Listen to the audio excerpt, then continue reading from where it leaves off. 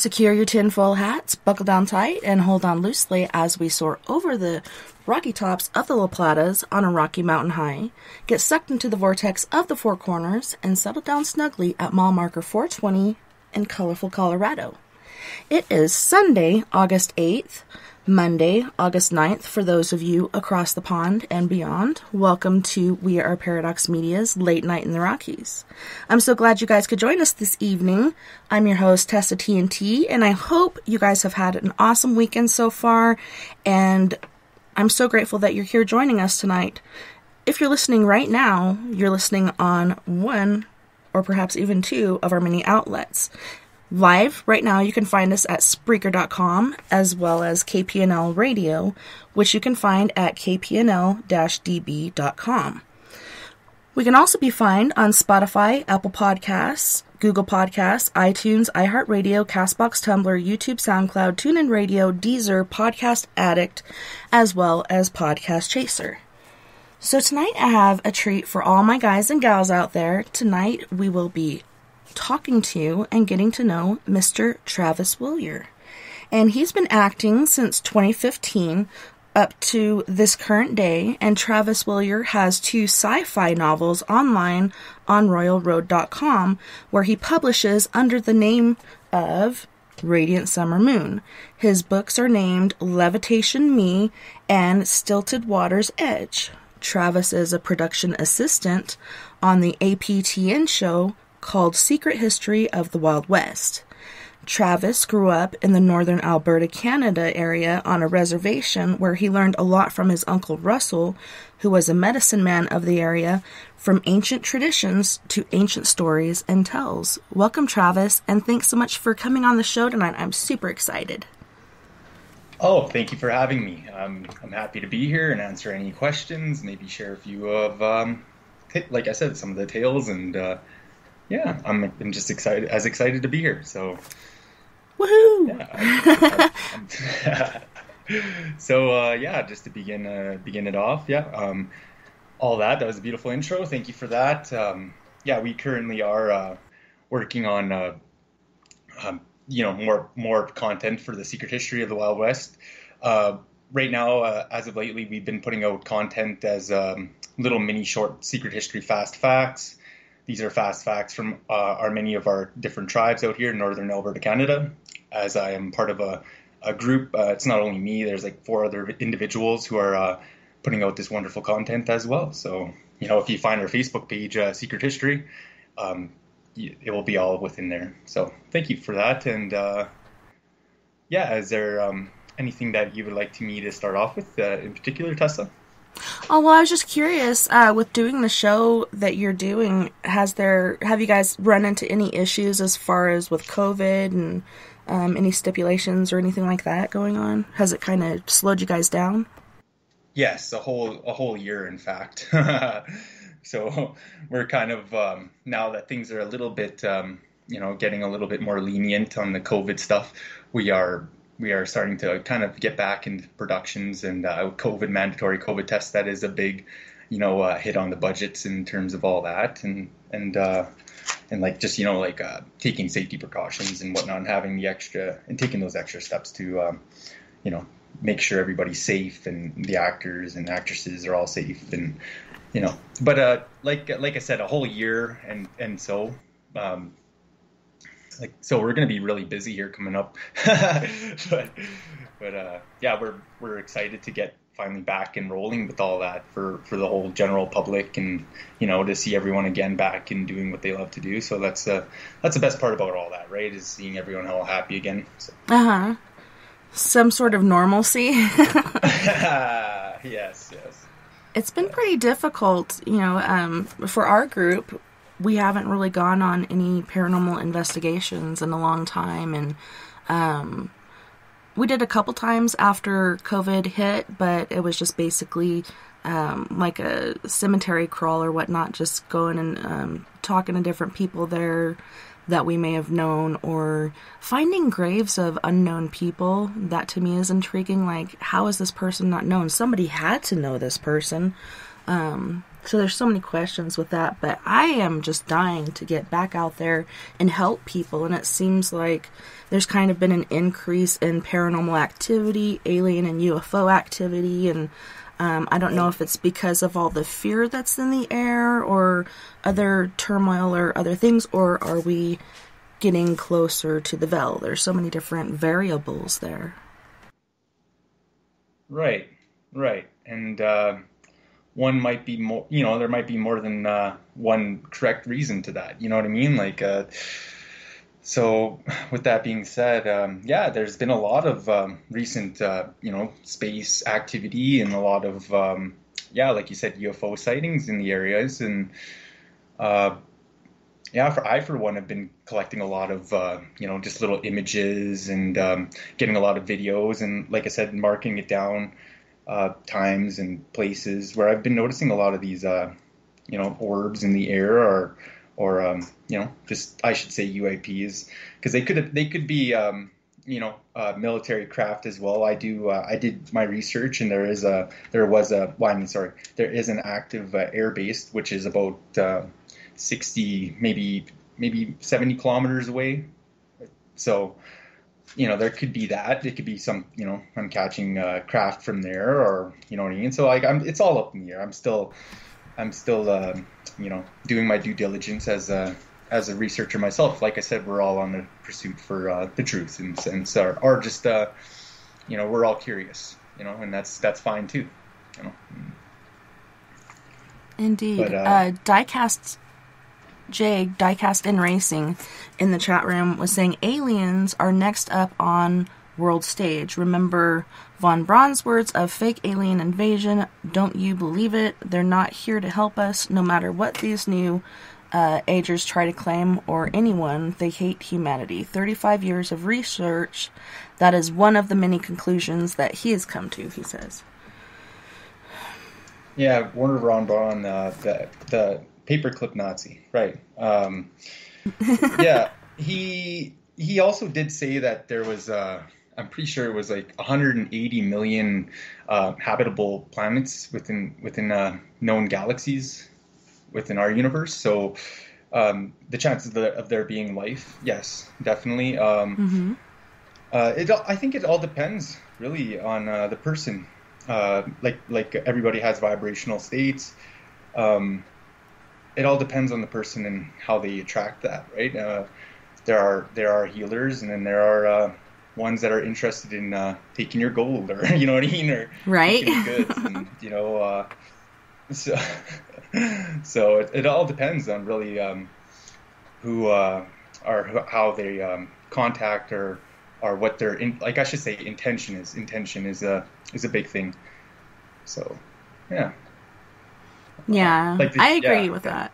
As far as there being so many planets, for us to think we're the only ones out here in the universe is pretty, to me, ignorant. But, I mean, I don't think there's just one race of aliens. I think there's several, and there's so many different theories that people have. But, I didn't have my first UFO, now AUP, experience until 2012.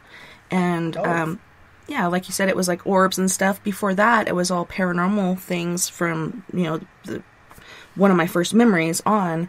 But my dad was always really big into it, so that kept my interest piqued, and I just have the thought process of, to me, anything's possible. So I never doubted it, and once I saw it, I'm like, hell yeah, they're definitely out there.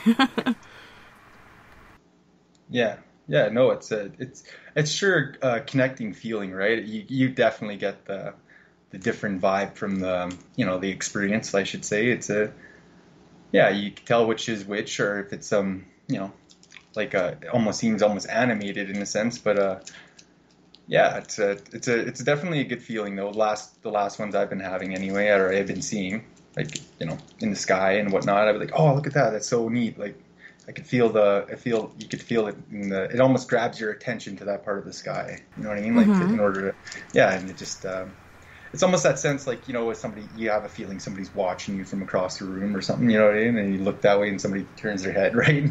But, it's that's the only way I could describe that. Like when you do spot them or feel them or see them, I should say. Yeah, it's pretty intriguing. So far as the paranormal, did you have any experiences as a kid, or do you have a lot of paranormal experiences? I know, I don't know, but it seems to me that like you're a very spiritual person, Yes.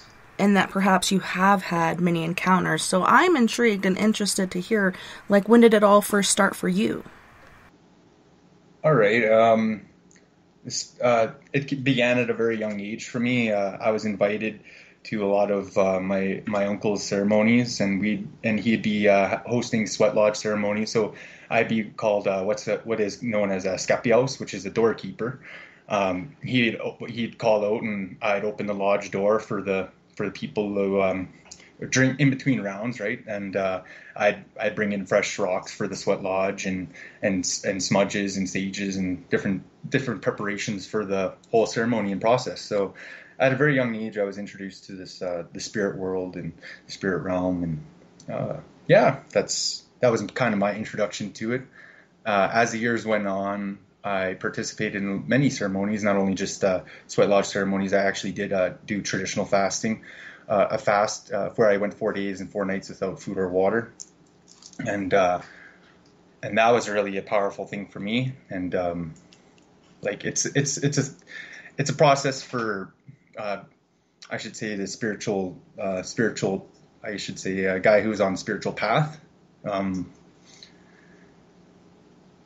Yeah, it was quite the experience, I should say. Can you tell us what exactly happened? Like, okay, so the first few days was spiritual ceremonies of sweat lodge and offerings to the spirits and whatnot, and then after that, I was brought to an area where I felt that was the area that was calling me from the spirit realm, and yeah, we set up the area there. The offerings were out, and I prayed. I prayed there, and I didn't leave the circle because if you leave the circle of tobacco that you make, the sacred circle, you could die, or like bad things could happen to the family in a sense. Say if like somebody left during that ceremony, like you're not allowed to leave at all.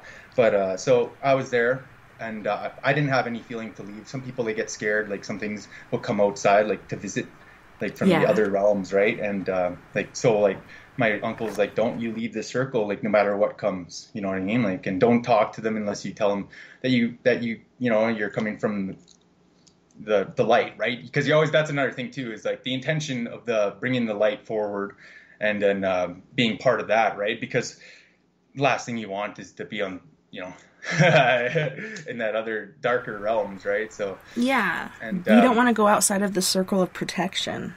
Yeah, and but but what really happens though is I'm not trying to scare anyone or anything, but what really happens is most of the time it is like your guides, or your spirit guides, or your animal spirits will come there and talk to you. Sometimes it could even be a blade of grass will animate as like as this being, and it will be there talking to you. It'll be the grass spirit, and these spirits will tell you these these guidance, are this like it'll tell you what you're maybe it'll just be there to speak with you, and sometimes they'll bestow upon like a meaning or a path, or they'll bestow upon you with a great healing gift. Usually it's a gift of healing, because that's usually like the thing is. And then usually medicine men will go on to be healers, and they'll have these like different gifts, because not all medicine men heal the same things. A lot of medicine men, they'll be given they'll be able to heal like how should I say like they'll be able to heal various skin diseases, and then there'll be other ones who can heal the heart, or there'll be other medicine men who are really good with healing lungs, like lung diseases, or throat diseases, or kidney diseases, and things like that, right? So a lot of the spirits will come through, and they'll come through either in dreams. Sometimes in dreams, like they won't always be there in like just like a third dimensional aspect. Sometimes they'll come to you in the fourth dimension, right, when you're sleeping, and they'll come speak to you there and stuff too as well. And then other times, sometimes The whole point of it is just to reconnect with the earth and the energy of the earth and the energy within you, because that's the other thing too is on this journey of the spiritual journey that everyone takes, creation, the source creation that I believe in doesn't need you to believe in go to these sweat lodges. It doesn't need you to go to temples to believe in it. Creation wants you to understand that it's within all of us. It's within everyone.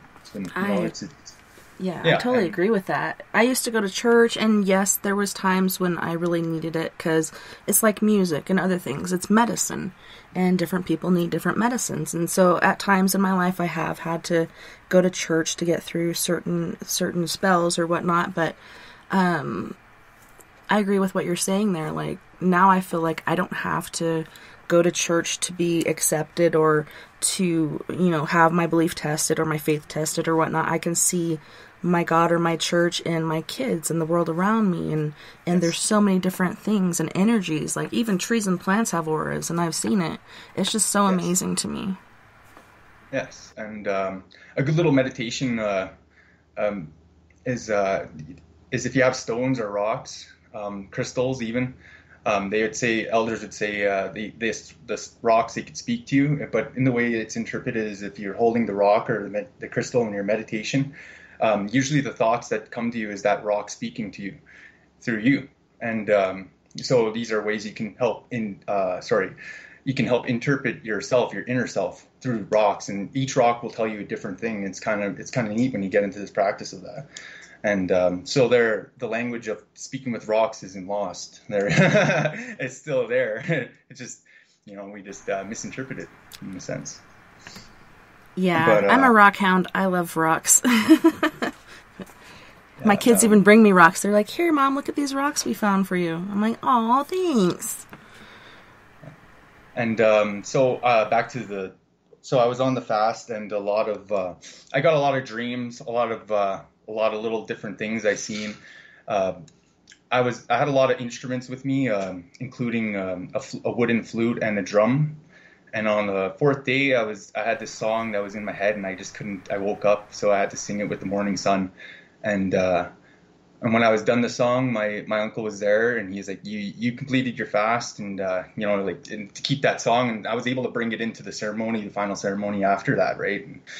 And it was a beautiful thing. And now, because I did that, I have to go do it 4 more times, or at least 3 more times in my life before I die. That's like my rite of passage kind of deal. Like every religion kind of has this like rite of passage, and if you do one of those fasts, that's the kind of the thing is you got to do 4 more, or at least 4 or 3 more in your life if you do one, right? So and sometimes like the people that are doing these will get into real high intensity vibrations. I've heard of medicine men that went out for like 16 days or even longer. Some went out for 30.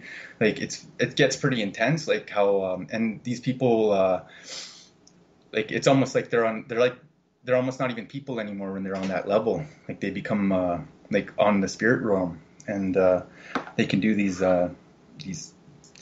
unexplainable things that almost they almost have to kind of knock themselves down to kind of be at a level with us still. Like there's a few examples out there, but we'll leave that for later. Other than that, like I said, there's been a lot of spiritual encounters, not only like within ceremonies and whatnot. Like sweat lodges will have like eagles come in and fly into the sweat lodge, and not only that, but we'll have like buffaloes and different animal spirits come in, different ethereal lights to come in during different rounds of the sweat lodge that would heal people, or people's auras would, because they're connecting with spirit, they would start to light up, and it's a real beautiful thing. Like it's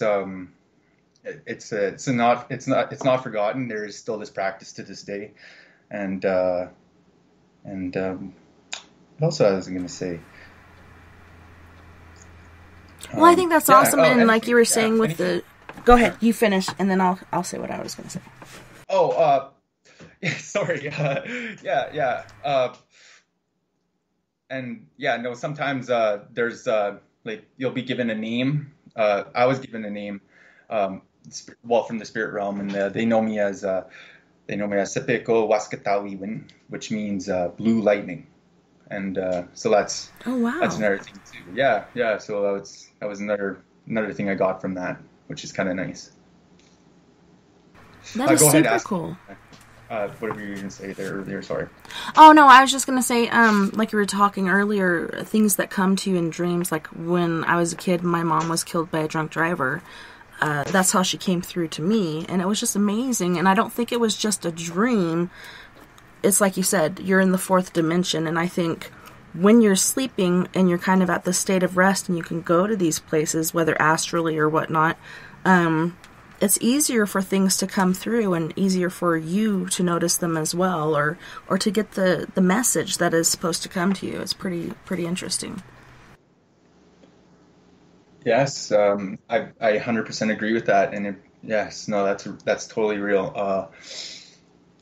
Yeah, no, there's times when people because as of recently this year, I had about three deaths in the family, and I'm sorry. it was yeah, no, it's fine.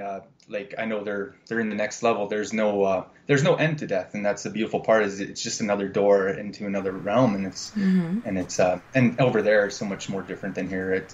Another thing I was going to say was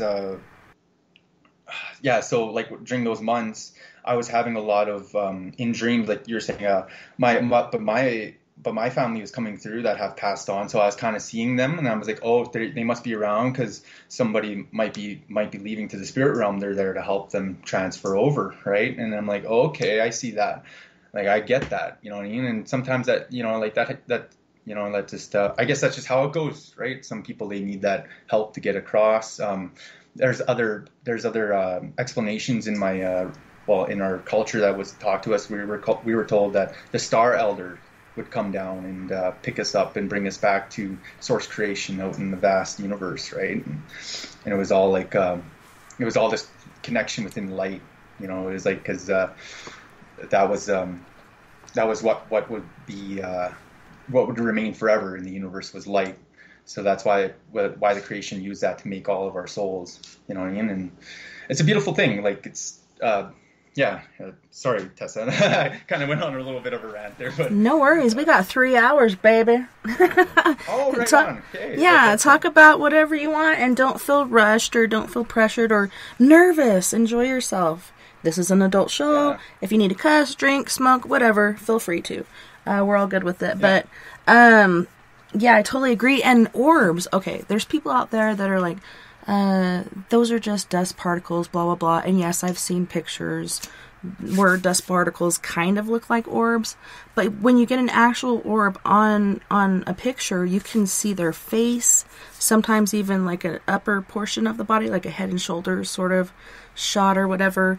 So I think there's spirit orbs, and there's also alien orbs, or UFO or AUP or whatever the hell you want to call it. And it's funny because I always saw them in pictures, and then I was sitting with my daughter while she practiced her high jump and everything because she was on the track team, and I saw a freaking orb like fly by with my naked eye, and I've seen a couple more since then of spirit orbs, and my first UFO was actually an orb as well. My first few that I saw. But it's intriguing. It's light. It's energy. And like you said, death is not the end. It's just another part of life, because I don't think our energy ever dies. It just continues on. Yeah, that light. Exactly. No, that's totally true. Yeah, no, it was... It's been quite an experience with that. The orbs. Let me get this straight. When I was bringing up the orbs earlier, I meant like when I was seeing them, like when I was taking pictures and videos. I meant like a light, like an actual, like you could tell this is a light in the sky that's moving, and you know, like it's a physical light. This isn't no jet plane. This is no helicopter. This is a unique, you know, this is a unique object that's, you know, taking flight right now. And yeah, there's that. And then the orbs that you're talking about in pictures, like apparitions sometimes. Yeah, I totally see that. And when you mean like orbs that fly by in a sense, yeah, those too, like those are pretty well known to enter in the lodges and whatnot, and they're like you said, healing energy or energy that's somehow connected to someone in a loving manner. It's yeah, a lot of times people will connect with those to heal someone or they'll get a message or yeah, that use like throughout time it's been either a healing or a message. So those are usually good signs, I'm guessing, from the way I take it. So and yeah, I haven't had anything negative happen, and it's funny because a lot of UFO pictures I get, you know, my eyesight's not the best. I need to go get a new pair of glasses. I lost my other ones partying the night that my niece's murderer got convicted. And yeah, I lost my glasses somehow. So I got to get some new ones. But I mean, I love the sky. I've always been fixated on it since Mom passed away. So, you know, I just take pictures of the moon, the full moon. And I was trying to get pictures of Perseids one time, and I got of different craft in the air. But yeah, these were glowing lights. Ones that I first saw were, but my favorite one, not to see while we're doing this, but the first picture, my favorite picture is the conference on the clouds, and it's blue, red, green, white, and orange light, and then in a circle flat by the moon. And then later on that night, I got pictures of craft, and they were all like kind of tucked into the clouds, even though they were probably beyond clouds, but they all were in the same position, and they sat there for basically hours. And then you know, they come in as lights, see the craft, and then as they dissipate, they'll go back to being lights again. It's just really, really interesting. It's like, what the hell are these guys doing? Like, some of them are healing, and when my mentor Kat, when she had cancer, she was telling me about these different alien orbs, and that the green ones she heard are healing ones, because she had heard stories about, you know, people that had gone and walked up to screen, you know, all the ground or whatever else was on. And then I heard others where people actually get sick from them, not the same colored one, but the first one I saw was like an orangish color, and it was up in the sky quite a distance, so it looked small, but it followed us all the way from Ignacio, Colorado, which is a reservation town, all the way to basically our house. And my girl's seeing it the whole way, and they're like, Mom, this light is following us. I was like, I can't look because I'm driving, but once I get to this certain point, I'll get out and look. And once we got there, I got out, and my daughter Nova, she's like, Mom, what are you doing? Get back in the car. I want to go home. I just want to go home. And I got out and I looked up, and there it was. It looked like an orange ball of light in the sky, and got back into kids' home. And then months later, and it's funny, I was pregnant with my son at this time, and the second time I saw it, I was feeding him, let's see, November, December. So he was about a month old, and there it was, basically at a slow walking pace going down my fence line in my backyard. And the closer that I saw it, it was not orange, it was yellow, orange, and red. It looked like liquid fire, or you could say liquid hot magma within a sphere. And yeah, and it just came down, and I put my son down, I opened the door, and I stepped out into the snow. As soon as my foot hit the snow, I was like, I don't know what this thing wants, what it could do to me, and I have kids that I have to take care of. So I went back in, tried to get my camera to work on my phone, couldn't get that, so I called my husband and kids over, and my daughter, my two daughters, and myself, we all saw the same thing, the sphere with the plasma in it. And then my husband saw the sphere with a super large glowing bat that was flapping its wings at a very slow rate of speed, which does not make any sense to me, but I think it's just like we all see or interpret things differently. I'm not sure, but it was pretty intriguing. I was gonna say, so there's other encounters, not only ghostly, but sometimes because in the native spirituality, there's a lot of animal spirits as well, and so the sight of seeing an eagle, it means a good sign, like path, or a sign of protection. A bear too, seeing a bear is another one. That's a sign of protection. And then also, but then seeing a sight of an owl can mean death, like, you know what I mean? And there's a few other things, and like here's a picture that I had. So my uncle Raymond, he passed away a few years ago. But prior to his passing, my father rode for him, and hunting trip, we encountered two moose, and they were riding each other. And my father, ready your gun, and so we ready in case one of them got wild enough and hurt us, right? And it turned out it broke apart, and decided to take a shot at one because one was looking at me. So I decided to shoot it, and I shot 5 times, and that moose, and it didn't move or anything. And my gun, I never usually ever miss with it, so I loaded it again, 5 rounds again, and completely nothing. The moose just walked into the woods, and my dad just like, oh, that's a bad sign. Like that means someone's gonna die on me. Like a hunter in the family gonna die because that was a symbol of that. That was like an old teaching in our Cree people. And I was like, oh. And then sure enough, within a week later, my uncle did die, and he had cancer. He was really sick and stuff. But like that was just a symbol in itself. Like the animal spirit realm was trying to let us know that was gonna happen. And that was like so that's like an encounter, an example of a spiritual encounter with animals. You know what I mean? And in a sense that how we interpreted that, or you know what I mean. And there's other things too spiritually. I've heard of like there's this beautiful place that my uncle told me about in BC.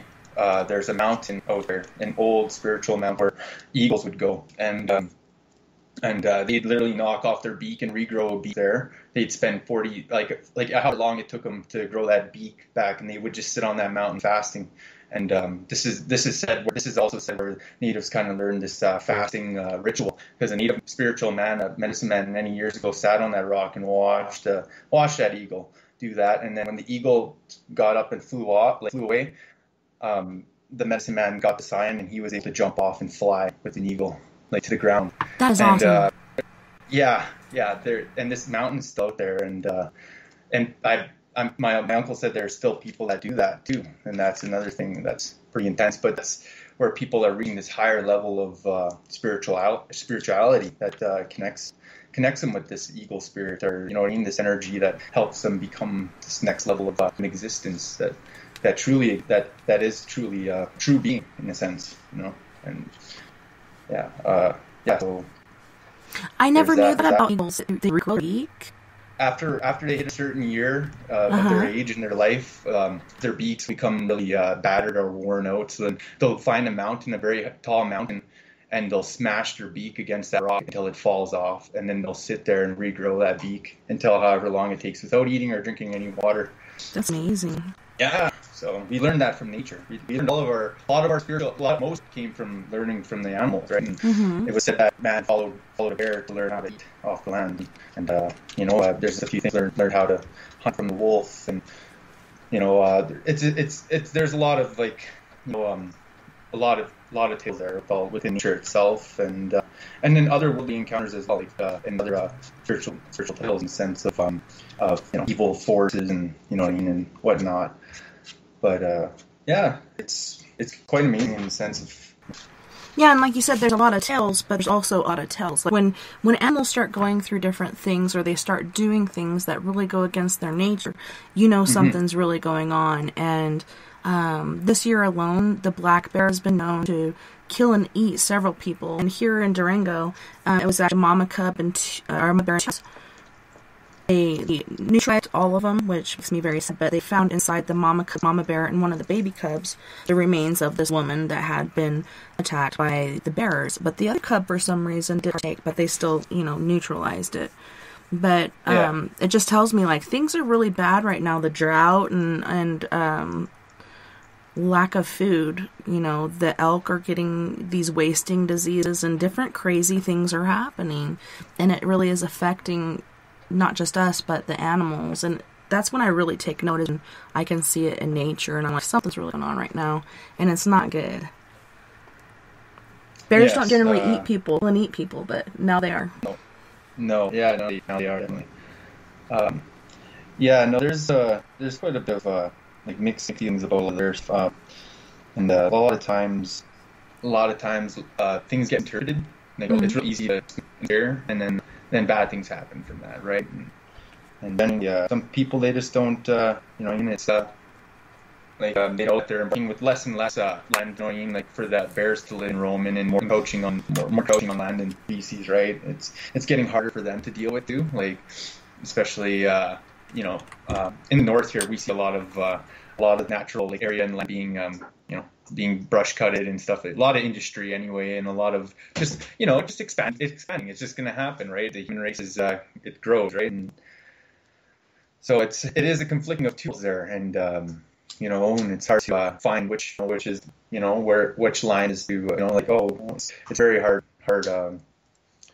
thing to like, I guess, to discuss or interpret, because, like, on one hand, we want the bears, and then the other hand, there's purposes to them, right? And this is another thing too I was taught was a lot of times when animals are being used for right purposes, a lot of them will disappear, go away from the earth, and that's just the creation. The way I was taught, creation's way of if they're not being used, then what I mean. There's just take them away, right? And but yeah, no, like, there's a lot of purposes in the bear itself too, a lot of healing properties in those bears, and it's sad to see them go becoming more and more on the endangered list nowadays, and it's very, very sad. There's a quite definite difference too in a lot of those encounters too, like especially if it's like a spiritual one, you can tell the difference, or if it's a wild bear, what I mean, like there's a different vibe. Like, I'm not saying like every animal experience is going to be some sort of tale or tell or something like that, but usually, you said, if someone's connected within that realm, they're walking, just how they say, the road or spiritual path, it's you would be able to feel difference. It's almost like something like a UFO or UAP experiences, and you can tell the difference between the two, or what I mean, like, okay, yeah, there it is, there's that, and then okay, this is something else here, yeah, no. If anybody, at your safety, please just walk away. Try not to run. Yeah, don't run. You have to. If they're listening to this, another way, if you're out there alone as a hunter and you encounter a bear, and if you absolutely have to get away, the way I was taught was you climb it. That you climb up, and then you defend yourself from the tree, because the bear will have to climb up, right? So, but that's if you're alone out there in the woods, and and you're totally, you can't get back to anything, or what I mean. But usually, like, I haven't had any like bad encounters with bears. Like, to be honest with you, every time that I've seen one, they've always took off the other way, or they stood and watched, and then they were amused. You know what I mean? So yeah, we've had some bears come into town here, and we've had a couple times bears treat themselves in our blue spruce trees in the backyard, which we call the tree fort. Yeah. But, they're running, there's a fence, they can't get over it. So what do? You climb a tree, and then they're freaked out because the dogs are barking at them, and then the cops call their family, and they're like, hey, guess what? There's a bear over here in this tree. So everybody's over there clicking pictures and whatnot, and this poor bear is stuck in my freaking tree. I'm like, could you guys just go away so this bear can go away? I even had one running next to my car once. But the craziest is, it was kind of scary, but not necessarily experience that I had.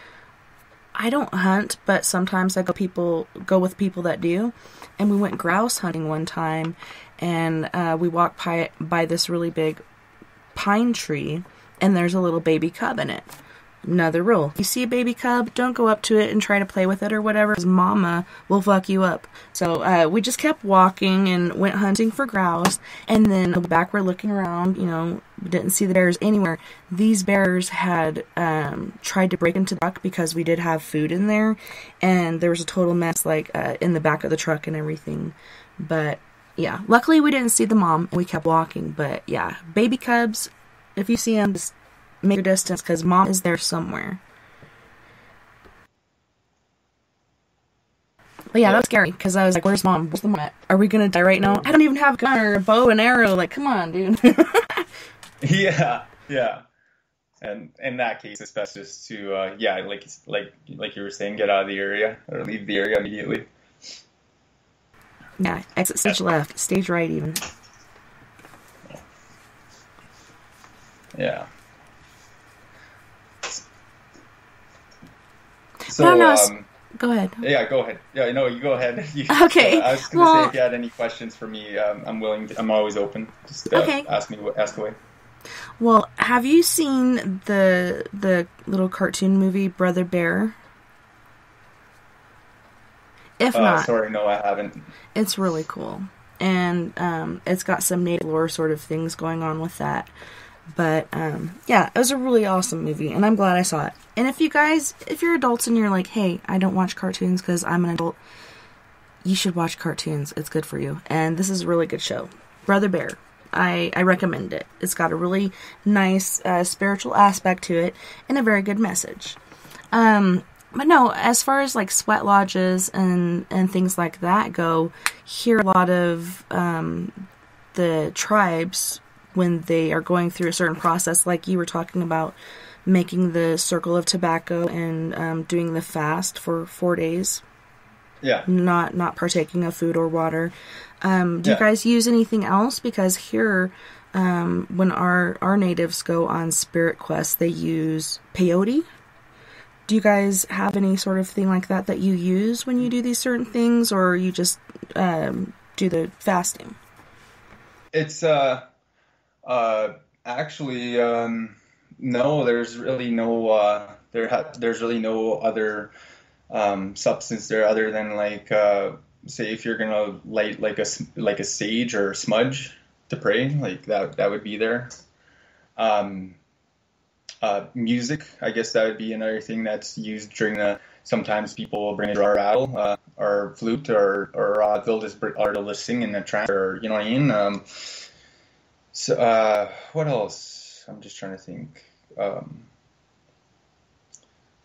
Yeah, no. Usually that's what's. I've heard of the peyote things, the peyote ceremonies, and that's a little different. I wouldn't say we have anything like that, but around in our area there's a thing called a sun dance. I don't know if you guys know what that is, but down south they do a sun dance, which is there's a lodge made for the sun, and large pillars erected in the middle that people will, I should say, attach themselves through piercing, and they will dance around and pray. And it's a big ceremony. There's a bunch of people there as well, and then they'll do that until the bones themselves come out as a sign of their completion. And some will be there for many days, dancing nonstop. Like these people will dance, and this is a way different fast. This is like no water, no food, and they dance until no sleep at all either, dancing right throughout the night. And people will sit there. The singers, there's a whole part about this too. The singers, they'll have different groups of singers come in and interchange between, because they'll have to sing all day, and then.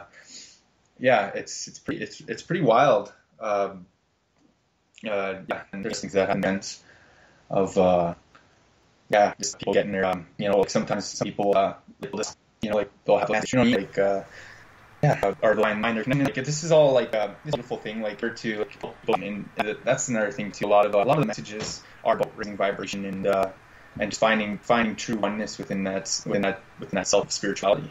That's the beautiful part about it, and that's usually the case. Like it's not like a an evil thing or a bad thing, but there are cases when bad things do happen, or people do the wrong protocols, and it's that's another thing too. Like people like they'll try to do their own, and they're not supposed to. Like these have to be done and hosted by people who are actually I should say who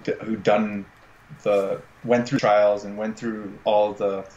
I should say the right ceremonies and right path in order to place themselves in any of the eyes of the like I should say to feel any to do any or host any of those things, right? Other than that, it's just it's not a real thing, like you know what I mean, like in a sense, like it's not done properly, and bad can open because and open themselves up to that, right? That's what they're doing when they do practice those sweats that aren't supposed to happen, or those ceremonies that they're not supposed to do. Sometimes bad things come in, and then they're not ready for that, and sometimes they they'll allow in a bad even a worse entity that they weren't ready to deal with, and that's another that's another bad thing too, is like people's like I said, intention can be misinterpreted when they do things like that, right? And it's not set up in the right fashion or in a right mode, or you know what I mean, like the right doorway is opened, I should say, in a sense, because they're kind of deviating from the original plan, so it messes things up, and it can cause issues. Yeah, and it's like there's certain things like certain prayers that are said, or you know what I mean, and some people won't say those right, or you know what I mean, or people get the wrong offering wrong, or they'll do it during the wrong period, like the wrong days or the wrong time. That's like there too, it's best to find like-minded people like that. Like if anybody's interested in that and are learning more about that, it's best to find the right or go through I should say like a proper teacher in a sense, because and like I said, the last thing you want is to be led down the wrong way, right? Or doing it the wrong way. So yeah, just a lot of like there's a few scary tales there I've heard over the years, and yeah, and it's just it's just a negative thing. Like they're I mean, like it's better just to, like I said, find somebody who will help you do it properly or do it right, and and then it's all good there, right? And that's the best part about all that. So I was going to say and like you were saying earlier, it has a lot to do with intention as well. Mm-hmm. Yeah, exactly. And what sometimes like if somebody's like, if it's like a lot of foolery or buffoonery, then it's like it's like going over to someone's house and you don't like being there, you'll never go back there again, right? Like it's just kind of like that, and there's a lot of respect and honorary kind of when dealing with that kind of thing, right? It's not like some like, oh, we're gonna go and play call the Candyman through the mirror, or you know what I mean? It's not like that kind of Bloody Mary, like Bloody Mary. Yeah, it's not like that. No, this is like really trying, like, honoring the spirits and getting guidance and or healing or helping people heal. Like I said, most of the time these lodges or these ceremonies aren't they aren't just done like every Sunday. We're having one. Come down. Come on down. Yeah, no, it's not. Sweat your worries away. Yeah. Usually they're done for somebody's requesting a healing, and then people are there for that or to reconnect, right? Like a lot of times, sometimes people just go to reconnect with the earth, and that's a beautiful thing too. Like not forgetting to reconnect with spirit and be there with that and honor that, and and it's that's always important, right? To honor the self and and honor your temple, because your body is your temple. Yeah, and honor the universe within. Figure that out, right? And we're all stardust, man. Yeah. No, it's quite it's interesting. Like there's quite a few stories. There's quite a few teachings, and one of the ways we look at it is the four universal directions, right? And also, okay, like, I'm gonna stop you right there because we have to go to our next our music break pretty soon. Oh yeah, no problem. But yeah, as far as sweat lodges or saunas or anything like that, like I'm not a big fan of getting sweaty for no apparent reason. But I remember as a kid, my dad would take me and my little brother to this big party that they'd have every year called the Moo. And it was like 3 football fields next to each other, and people would just come and camp and play music and eat and drink and be merry. And they also did sweat lodges. And I remember, us kids were playing in the creek and catching crawdaddies. This is in Arkansas, where I was born and raised for a bit of my life. But they were looking for rocks for the sweat lodge. They need more rocks because they made a bigger tent this time. And so us kids, not knowing you're not supposed to pull rocks from the river, you need to find dry rocks, and we're taking rocks out of the river and taking them over to this tent, and rocks started blowing up, and it went bad pretty quick. We didn't know, we were just kids, but we tried to help. We had good intentions, and it didn't turn out very good. But it's cool, it is a cleansing thing, and it can be used, like you said, for healing and other things. And like you were talking about earlier, dances, there's different dances for different reasons. But it's amazing. I have a lot of faith and belief in a lot of these things. I wish I knew more about it, but that's why I'm glad that I have people like you on my show, so I can learn and hear more. But yeah, we have something like the Sundance here that we used to watch in Cortez, Colorado, where the Navajo, aka the Dene, and Utes are, and I believe these were Navajo doing these dances, but I love the fits, the energy, and everything. And there's not a lot to it, you know, it's a drum and people's voices, and the dancing and the energy that goes along with it, and it's pretty awesome. I love it. Oh yeah, for sure, that's a beautiful thing. Yeah, and we have bear dances, and my friend, she was able to go to, I think it was called a ghost dance, and she actually got some blessed cedar from there, and we've used that in our cleansing kits around the area. But I don't know, it's pretty interesting to me, and I'm excited to learn more. So on this music break, we have Gravity from Krakow, Poland with Throw You Away. We also have Prime Example, which Roy Washington, our musical host, is a member of. This song featuring Carolyn Giles is Dancing Machine. Gravity again with Take a Walk on My Shoes. And Fred Johnson III from Canyon County, California with Sugar. You guys don't go anywhere. We'll be right back after this musical break.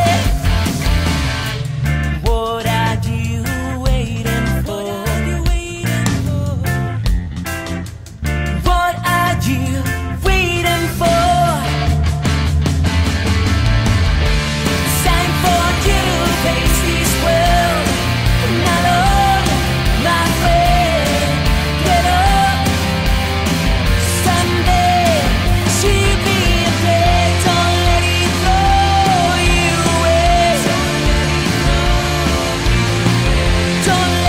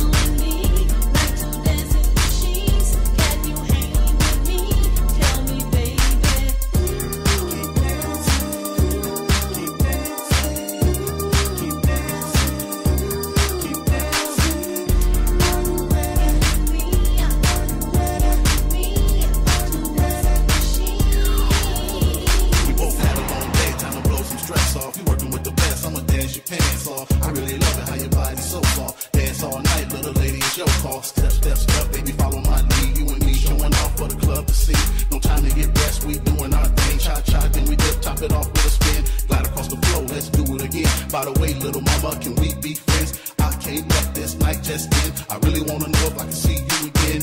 Give me a number, we'll get back on the scene. We can hit another club if that's your thing. We'll be partners in crime, you and me, as we ripping up floors like two dancing machines.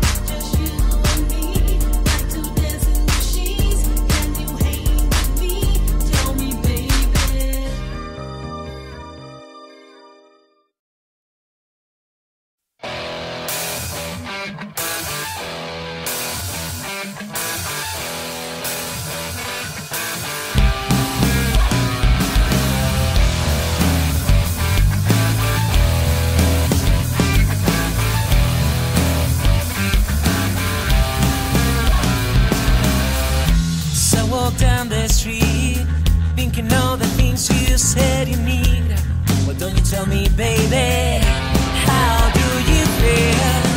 So I walk down the street, thinking all the things you said you need. Why don't you tell me, baby, how do you feel? Why don't you take a walk? Why don't you take a walk? In my shoes, why don't you take a walk? Before you tell me what to do, don't you take a walk? Why don't you take a walk? In my shoes, why don't you take a walk? Before you tell me what to do. No, it's easy, you tell me what to do. Have you ever stopped to think all the things that I've been through? No, it's easy, you tell me what to do. Have you ever stopped to think all the things that I've been through? Don't you take a walk? Don't you take a walk? In my shoes, don't you, baby, take a walk? Before you tell me what to do. Don't you take a walk? Don't you take a walk? In my shoes, don't you, baby, take a walk? Before you tell me what to do.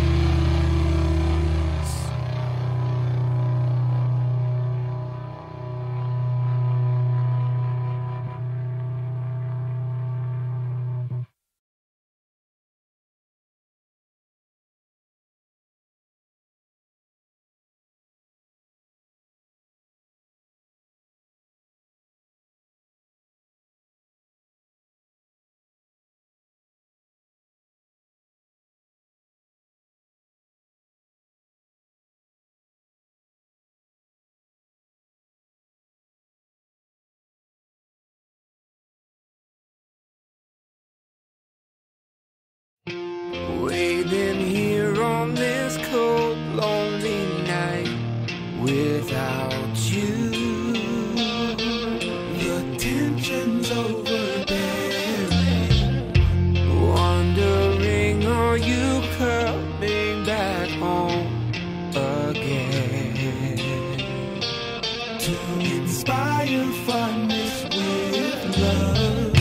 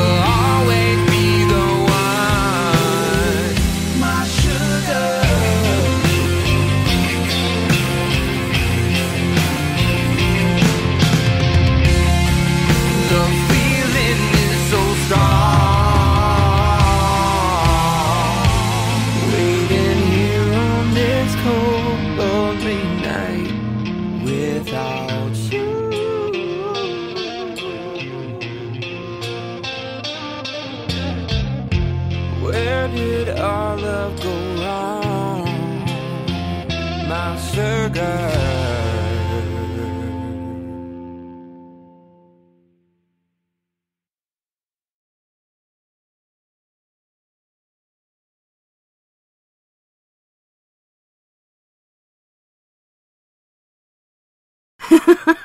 Welcome back, and thanks so much for joining us tonight on We Are Paradox Media's Late Night in the Rockies. Tonight we're joined by Mr. Travis Willier. Welcome back, and thanks so much for hanging out with us. Glad to be here.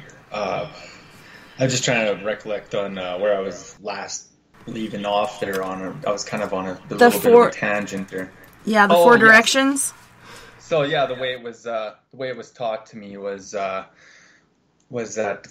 the Creator gave us made us of the four elements of the great four directions. Or made us He used the earth to form our body, our bones and our skin, and then He used the water to form our blood and vessels in our body, and He used the air of the earth, the wind, spirits, to give us life, to fill us with the breath that it's said that when you take your first breath as a baby, that's the creation filling your lungs with the first breath of air. And then the fourth one, well, that was the light of the universe, because it is said when creation really did make the light, and it also goes with that saying, like, let there be light. Creation really did mean that, and the universe really did mean that. So universe, source, creation use that energy of light to form our souls. And then people will say, okay, well, that's cool. And then, but in the Cree people, they say it's in our hands, the story's in our hands. So the four digits representing the four elements, each finger. And then they say, well, what's the thumb? And they say that's the part that binds our heart, that's creation's love. So then you're left with your left hand that resembles about the size of your heart. So that's one gift the Creator gave to us is our heart. And then you're given two hands, so there's two digits there. So can you guess what the second gift is?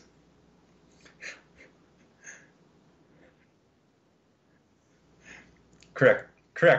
Yeah, exactly. It's the brain. It's the mind. It's consciousness. Oh, yeah. So when you put your hands together, it's like about roughly the size of a brain, right? And so that the thought, consciousness, and so that's a little teaching there, teaching of creation. So I'm happy to bring that to to the show as well. So yeah. That's anyway, awesome. I never. Yeah. That's true. That's the brain. That's cool. Yeah. I heard something about the stomach being the size of your fist too. I don't know. Interesting. That's a cool one. Right. I think mine's bigger. Mine's bigger than that. The thumb is the size of the nose and stuff and whatnot. But anyway, I was getting at. So where does that leave you with, right? So you have your mind. He gave you the two gifts, so you're left with there's this duality. There's a perception that we have in self, in native belief, and that's the belief of the two wolves, right? So there's one good wolf and one bad wolf, and obviously the bad wolf is self-explanatory. The good wolf meaning you're following a good path, you're being good to one another, you're learning, you're respecting. You're using the 7 teachings. Honesty, humility, respect, wisdom.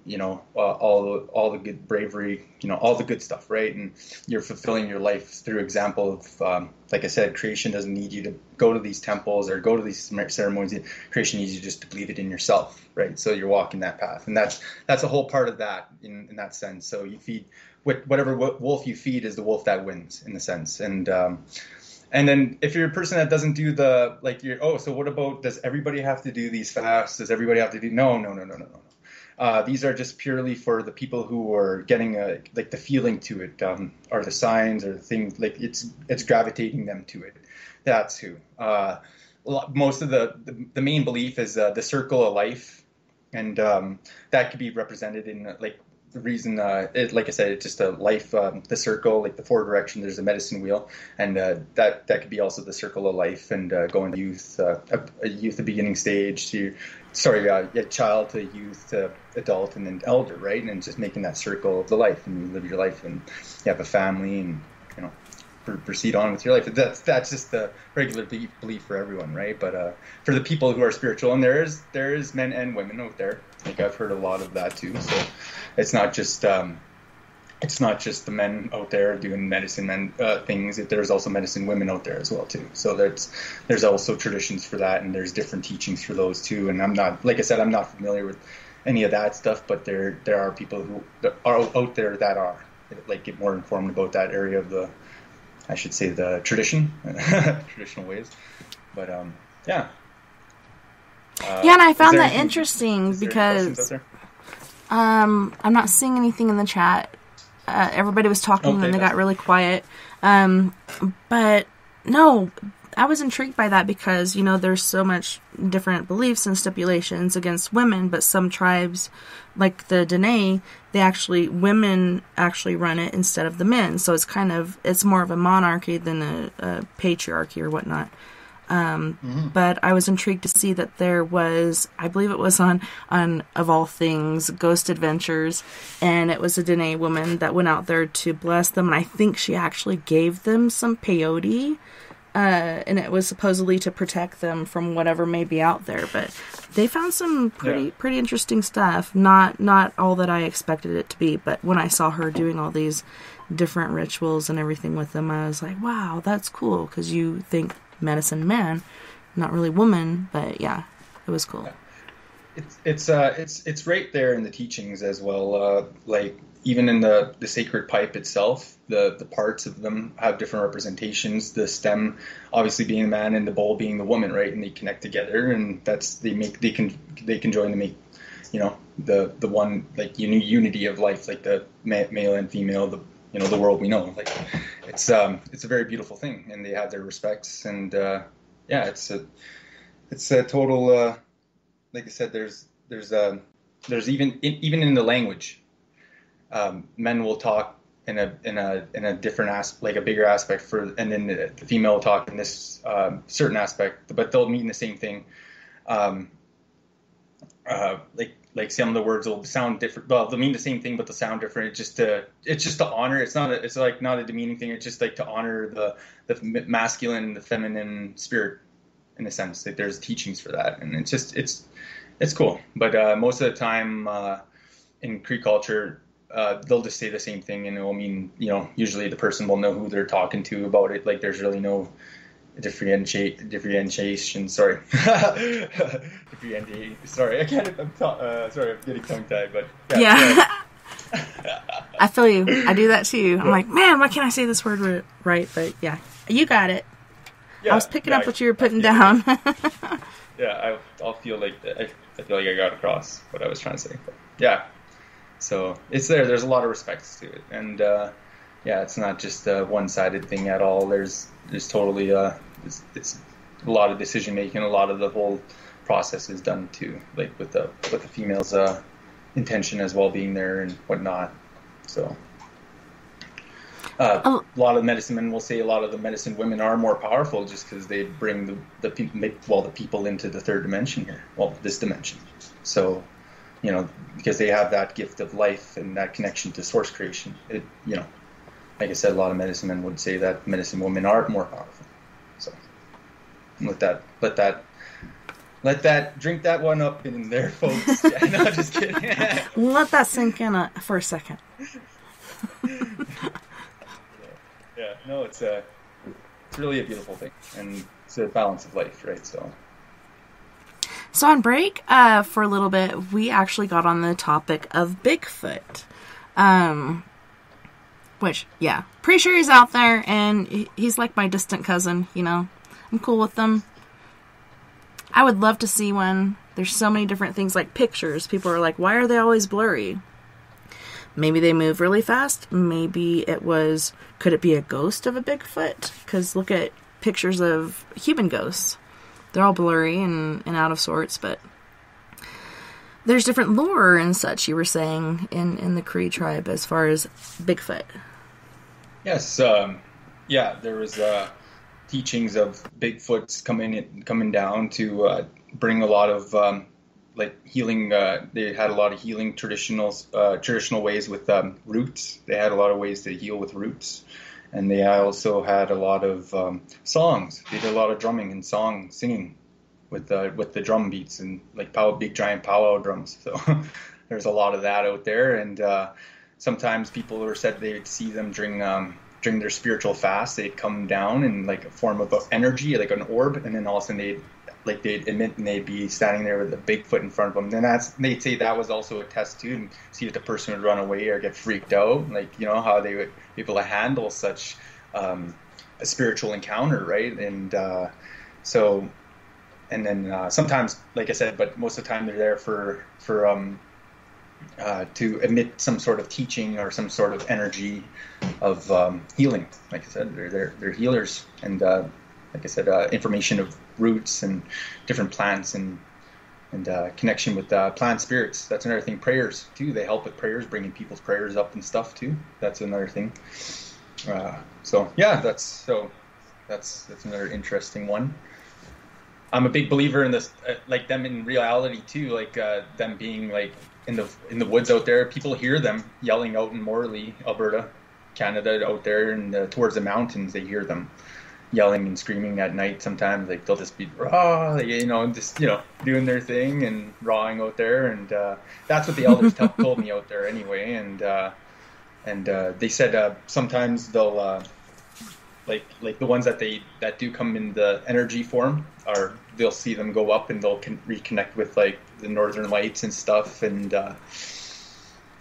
these sometimes they'll show you where to fast, or they'll have like an area, they'll mark out an area in the form of an energy. Like an area will be all of a sudden a large area in a forest will be just, and grass area will be like almost like a crop circle, but they made it, you know what I mean, to show you where to fast, or you know what I mean. Like there's a lot of like really interesting spiritual connections with them in our Cree culture, and they're really accepted and really they're really well known. So it's a good thing. Like they're a good omen, I should say. they're considered that, or some people think they're bad to see them, or you know what I mean. But no, I don't. Well, it's kind of scary, You get your hair raising and everything like that going on, because it's a predator, as are we. But I don't know. We're higher up on the food chain in a certain way, but he's higher up than us. Like, take you out in a second. Yeah, that's true. Yeah. But I've heard different theories. Like, some people think they're associated or in league with aliens. And then I've also heard stories from people here in Colorado. One particular person was telling me, she bought this property. They had Bigfoot prints, handprints and stuff on their car. And then things breaking in and stealing certain things. And fairies. Are Bigfoot and fairies in league? And do you guys believe in fairies or fae? We have. I'm a big believer in the little people. I've experienced them on during my fast. I'm willing to share this. During my fast, I've had them visit me in dream, and I've heard them laugh, and they had an energy orb, which is kind of cool, and another thing, though, is like they really do. They still exist in the forest, within that dimension. It's a matter of opening yourself to that dimension, to be able to see them or to perceive them, and it's totally possible. They're there. They're out there. As the fairies, like I guess that would be like just another form of like a forest folk or forest energy people, like yeah, like it would be like that in a sense, but we're more or less little people. Like, yeah, people still, like, I'll still make like little, I'll go leave like treats out there for them. I'll still leave like donuts and like little pieces of candy like for them. That's but you cool. can never leave them gum or chocolate, because they'll get a little pranky, or they'll get a little nefarious in a sense. Like, yeah. So that's one thing you gotta.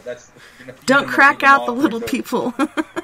Yeah, but another thing though is they also love bells, little tiny bells, and mirrors, little tiny mirrors. So if you guys are gonna leave them offerings out there in the forest, that's what they like. I heard like toast and milk and honey for fairies. Oh, great. And then like making a little, garden or whatever with different plants that they could use.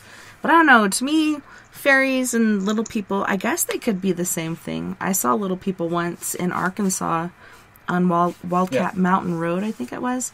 And first I heard them. They were gibbering back and forth. And I looked out my door, and there they were on my sister's shelf. It was a shelf with a coffee cup area or whatever up here. So it was about 20 inches apart. And then this little guy, these two guys were about, I would say, 14 inches tall. And they looked like little people, actual little people. Yep. And one was wearing a pair of pants and no shirt, or long sleeve white shirt. And the other one was wearing like a little pair of coveralls. And they're gibbering back and forth. Then they quit talking, and one is walking towards the edge, and the other one came up behind him and pushed him to try to push him off of the little shelf area. And he was able to flip around and grab the side and come back up, and they were having a scuffle. And so that's when I sat up to go in there to see, like, closer what the hell is going on. But when I sat up and lost vision of them, they were gone.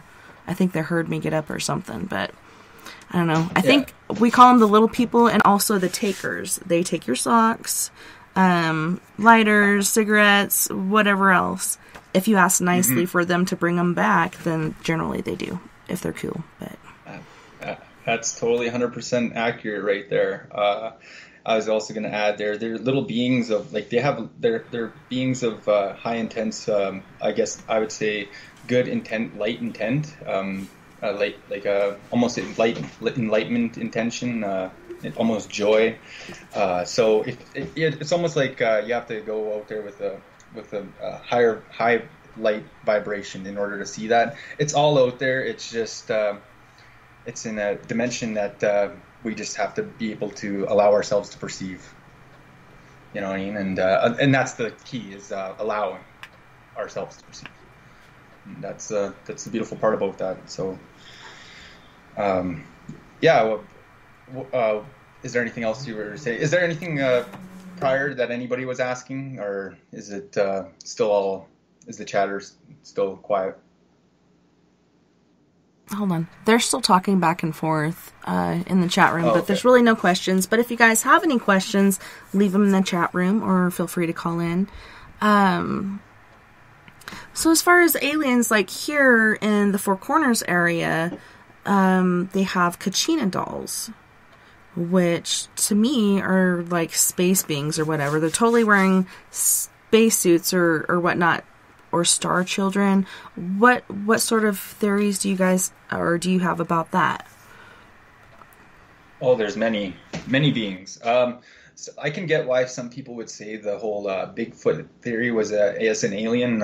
It could fit like that, as if you want to even say, like, because the human race is technically an alien race to other races out there, right, that exist. So it just considering, if that's the case, then right, every off-world or otherworldly being, right. So, but there's many theories to that.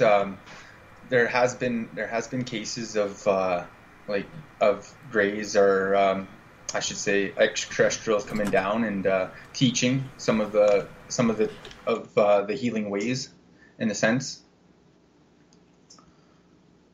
Like we had one time, there was an extraterrestrial encounter where they came down and they presented a star belt, and they showed it and showed how it worked, and they say that native tribes still kept it out there, that technology and whatnot. But other than that, though, that's like where a lot of the belts came from and whatnot out here, was resembling after that belt the star people gave to that tribe out in the north. I'm pretty sure it was in the Ojibwe tribe or Iroquois tribe towards the east. Not a Cree. I'm a Cree. So there's many tribes out here in the north. Other than that, it's a lot of like I said, a lot of dealings with within ceremonies and whatnot that where we see or encounter some of these beings in sense like that, you know, are there. As in crafts, there has been times where the tribe has come out and they've seen ships coming down from the Ursa Major, the Big Dipper, you know, we know it as. But they came down and they from there they were able to teach us a lot of stuff. The medicine men would go out and actually meet them first, and that was what was said. And yeah, that's like where we base a lot of our medicine pipe too, off of the 7 points that make up the pipe, right? Then the bowl, and it all configures together. It looks like a giant pipe in the sky. They say that was the very first medicine pipe, and yeah, that's how that ties in with the Star Nation. We consider ourselves to be with that because that was our connection with the stars and the universe and creation, and they're there to help elevate somebody's vibrational frequency, I should say, to reach these dimensions. Or they'll sometimes bring medicine men on board of spacecrafts to show them how to heal certain people with ailments. So like a lot of people will say, oh, I was abducted, but I was healed. And this could have been somebody from the Earth awakening, and they were learning how to heal somebody on Earth with their techniques. You know what I mean? Like there's a lot of different things. But some people, there's a lot of other cases too where people say they got mistreated and stuff like that, and there are a lot of bad things happened and traumatic things that their memories blocked out, and that's where I say that there's those beings as well. Like there's those aliens, those dark dimensional or other dark beings out there that people sometimes encounter, and not like, but I'm saying the ones that we are opening ourselves up to, we actually do. Like I said, there's connections laid out there, you know, to pray to the Star Nation, or known as Space Brothers or Space Sisters, you know what I mean? And yeah, they're called forward in that sense. Or say if people are praying to the grandfathers or grandmother's son, you know, grandmother's sons, you know, there's like all these ancestors of these certain aspects of the planets too, and different like in the solar system as well. Like, but like I said, it was all it's all connection to our teachings. Like I said, we're called the Niawin, the Niawa, which is the people of the four directions. So it's kind of it's a nice thing. Cree was given to us by the French, and I'm still to this day unsure what it means. I don't know what it means. So if there's any French people that know what Cree means in their language, you know. Please reach out and let Travis know. He's trying to figure it out. Yeah, but yeah, no, that's what's funny about that. But Niawin Nihiwin is actually a shorter abbreviation from the real long word, which I'd have to get from my elder again, because like I said, it's a real long word, but like that essentially meant the four people in the four directions of the source like universe creation, like in a sense, that's what it meant. So, but yeah, it all connects with back, like I said, with the stars and planet and getting our soul from the center of the universe kind of deal. So, and that's where the soul essentially journeys back to when that happens. So that's a really cool, interesting experience. I guess people see stars and all sorts of cool stuff. Family and things in the stars. I don't know. There's movement up there that is not stars. Stars don't do that. And different flashing and stuff too. It's intriguing, and they're like, oh, it's just stuff going through space causing these different flickers and such. But it seems like some sort of basically somebody communicating or sending out a message or something. I don't know. There's something more out there. And then, you know, different portals like black holes supposedly eat things, and there's actually evidence of them spitting things out or something shooting out of them. Some sort of gateway. It's pretty intriguing. Yeah, recently, I'm pretty sure it was, there was an article I seen that said Albert Einstein's theory was proven correct after 60 years after his death. That from observation that they seen light at the other side of the black hole. So proving that the warp tunnel and warp theory is a real thing.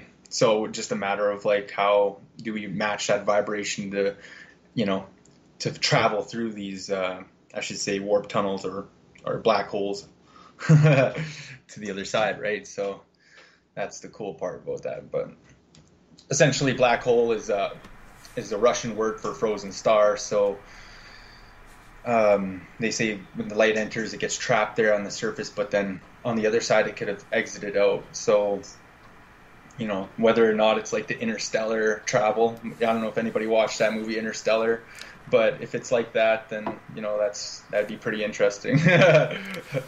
Or it's, you know, you just a flash of light, and then you're all of a sudden on the other side, not sure where you are. You know what I mean? You know, next thing you know, it could be something totally else, or, you know what I mean? A totally different world, yeah. Dimension, right? Yeah. There's myself with different hair or colored skin or eyes or something. Some sort of replica with some certain different kind of flair. Yeah. I don't know.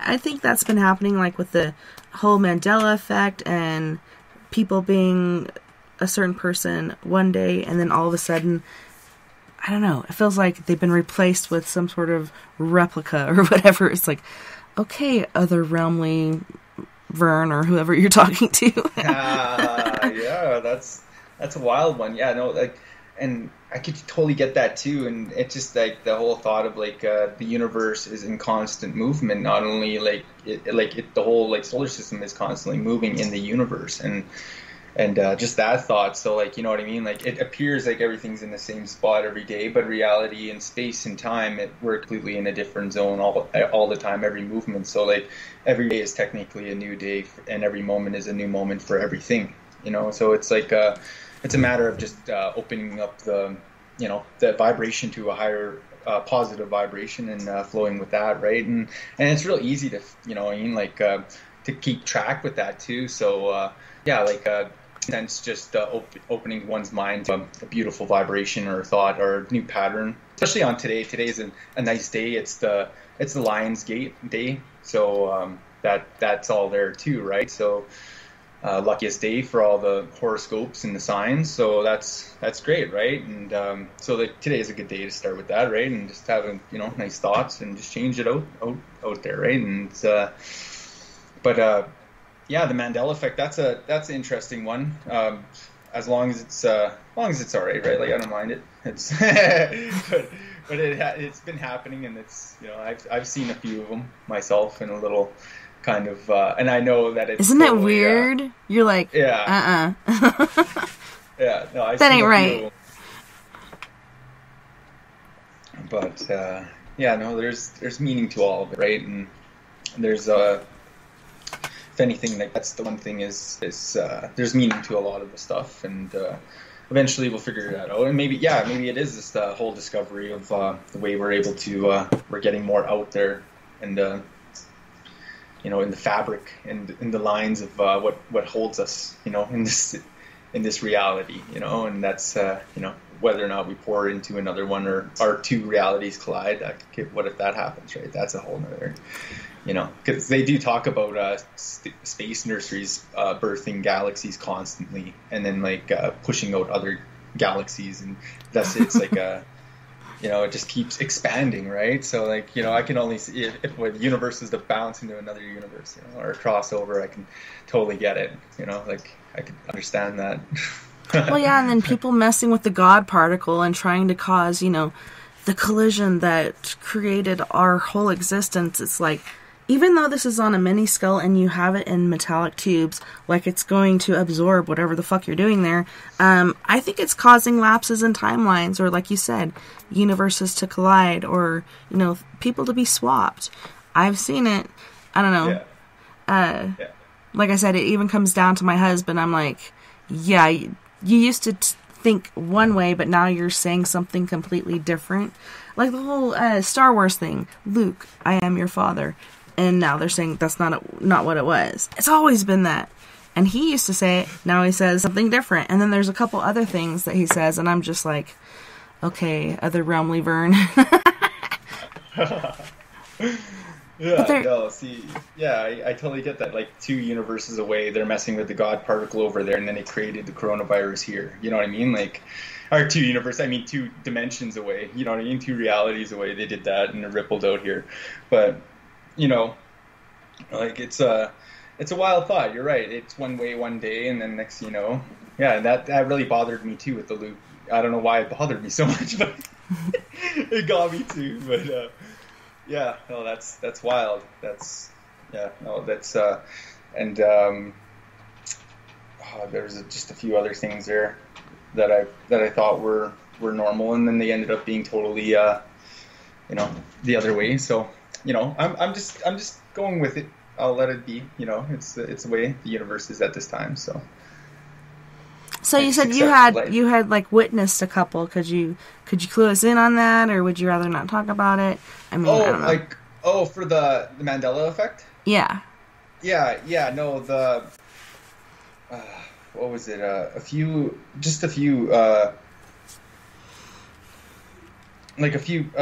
changes in, like you said, a lot of cinema stuff. It's mainly cinema. But a few like live worldly things was that laughing cow one was another one, was that had a nose ring it had earrings and nose ring, right? And now it doesn't. It's just sitting there normal and stuff. Yeah. And just like a few little advertisement things over the years, right? But Fruit Loops. Yeah. Kit all Kat. That. Yeah, all those, right? And it just kind of, just that kind of stuff and in general. And but yeah, no, it's just, that's pretty much what it is, right? So I'm not too, like, I'm not against it. I'm not too suspicious of it. But, like, you know, like you said though, like the messing with the God particle is quite a, you know, it could be something, right? Like you said, or not. Yeah, it's a little thing that have a major ripple effect in a two dimensions away, or you know what I mean, like a dimension away. You know, we don't know what we're messing with, you know, in that sense, but. Yeah, I think it's CERN that's doing it, and it's not just here in, I think, the U.S., but Switzerland as well. So there's 2 different places doing it. I'm not sure, you know, ley lines or collaborations or whatever on where they're actually doing it. But to me, it's just crazy to mess with that sort of stuff. Like, leave it alone. What are you trying to do? But it's just, you know, the little things like this and going on in our life. Like you brought up the whole COVID virus. I don't know. Yeah. I just hope for the day when it's going to be over, but I think it'll be around like forever, it seems like. Yeah, that's another one, right? Yeah, that's the whole world is going through some sort of sickness or leveling out situation. Best to stay healthy out there, everyone. Stay healthy. Take your vitamins, drink your milk. That's a wild one, that one.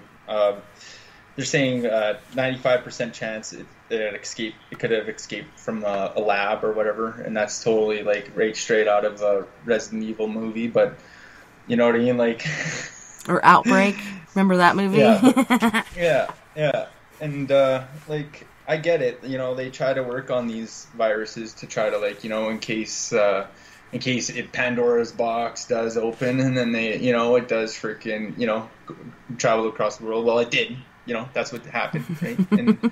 And you know, so yeah, there's a lot to deal with that. But like a lot of people I've known a lot of people who got it and they also survived. So that's another thing. Like a lot of people got it, and then they're still like well, you know what, it wasn't that, you know, all what it was, you know, media'd up to be, you know, and that's another thing too. A lot of the media is you know, good news don't sell. Dirty laundry. kind of deal. So, but whatever, right? You know. Whatever entertains them, they're the ones who watch it, right? You know, they're the ones who are watching that. So, like, you know, at the end of the day, it's a person. They got to ask themselves what they're watching. You know, there's a very you know, conscious thought there. You know, just to watch the self, right? You know, I mean, like feel like what, you know, ask yourself what's coming in. Is this helping me? You know, intuitively, or, you know, is this, like, you know, really watch how you feel. Like, what does it give you? You know what I mean? Like. what sense does it give you, and is it helping you? Is it positively going to impact you or not? Because there's some people out there who just live a complete life with no internet, no cable, nothing, no TV, and they're out there, and I've seen it, their lifestyles, and they could care less, if just doing their own thing, whatever. Yeah, so, and that's a totally carefree living, and it's a mindset thing, right? So that's another thing, is just to watch. You could be informed, you could stay on top of the news, but just mind your mind how dosage. How much is it really controlling your life, because a lot of times there's a lot of empaths out there, and they don't even really understand that they're empaths, and they're watching the news, and they're totally picking up all these feelings that are technically not theirs. So at the end of the day, they're stuck with this rough feeling, and then it's coming into their life. They're taking it out on whatever's around them, or it's just not, it's just not for them. So that's another thing that you got to remember, that a lot of the news out there isn't for them. Like, it was it's put on there because the mass majority of people view it, or and at the end of the day, it's a collective thing that's on us. At the end of the day, we're the ones who sat there and watched the car crash. You know what I mean? Or ambulance chaser because of that headline. Or we bought the paper because of that headline. Whatever, right? It's because of that.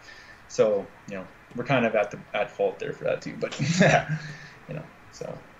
Yeah, I think it's good to be informed and to check out different sources, because, I don't know, it can be misleading, like you said, numbers and everything, but yeah, like you said, small doses, everything in moderation, including moderation, but yeah, be mindful of, like you said earlier, which wolf you're feeding, There we go. Yeah, the duality of self, their consciousness, yes, it's a beautiful thing. I was gonna say, no. Did anyone have any questions out there, or is there anything you want to ask me in terms of perhaps any of the work I've done, or? Well, yeah, I was noticing when I was checking out your Facebook page and stuff, like your different artwork and everything that you're doing, and is that something inherent in your family, or is that just something that you really enjoy doing? And where can people go to look at these? Oh, okay. Yeah, all right. I've been intrigued by art for quite some time in my life. I was really into sketchbook art for most of my early years, but then just as of recently, last December, I was like, you know what?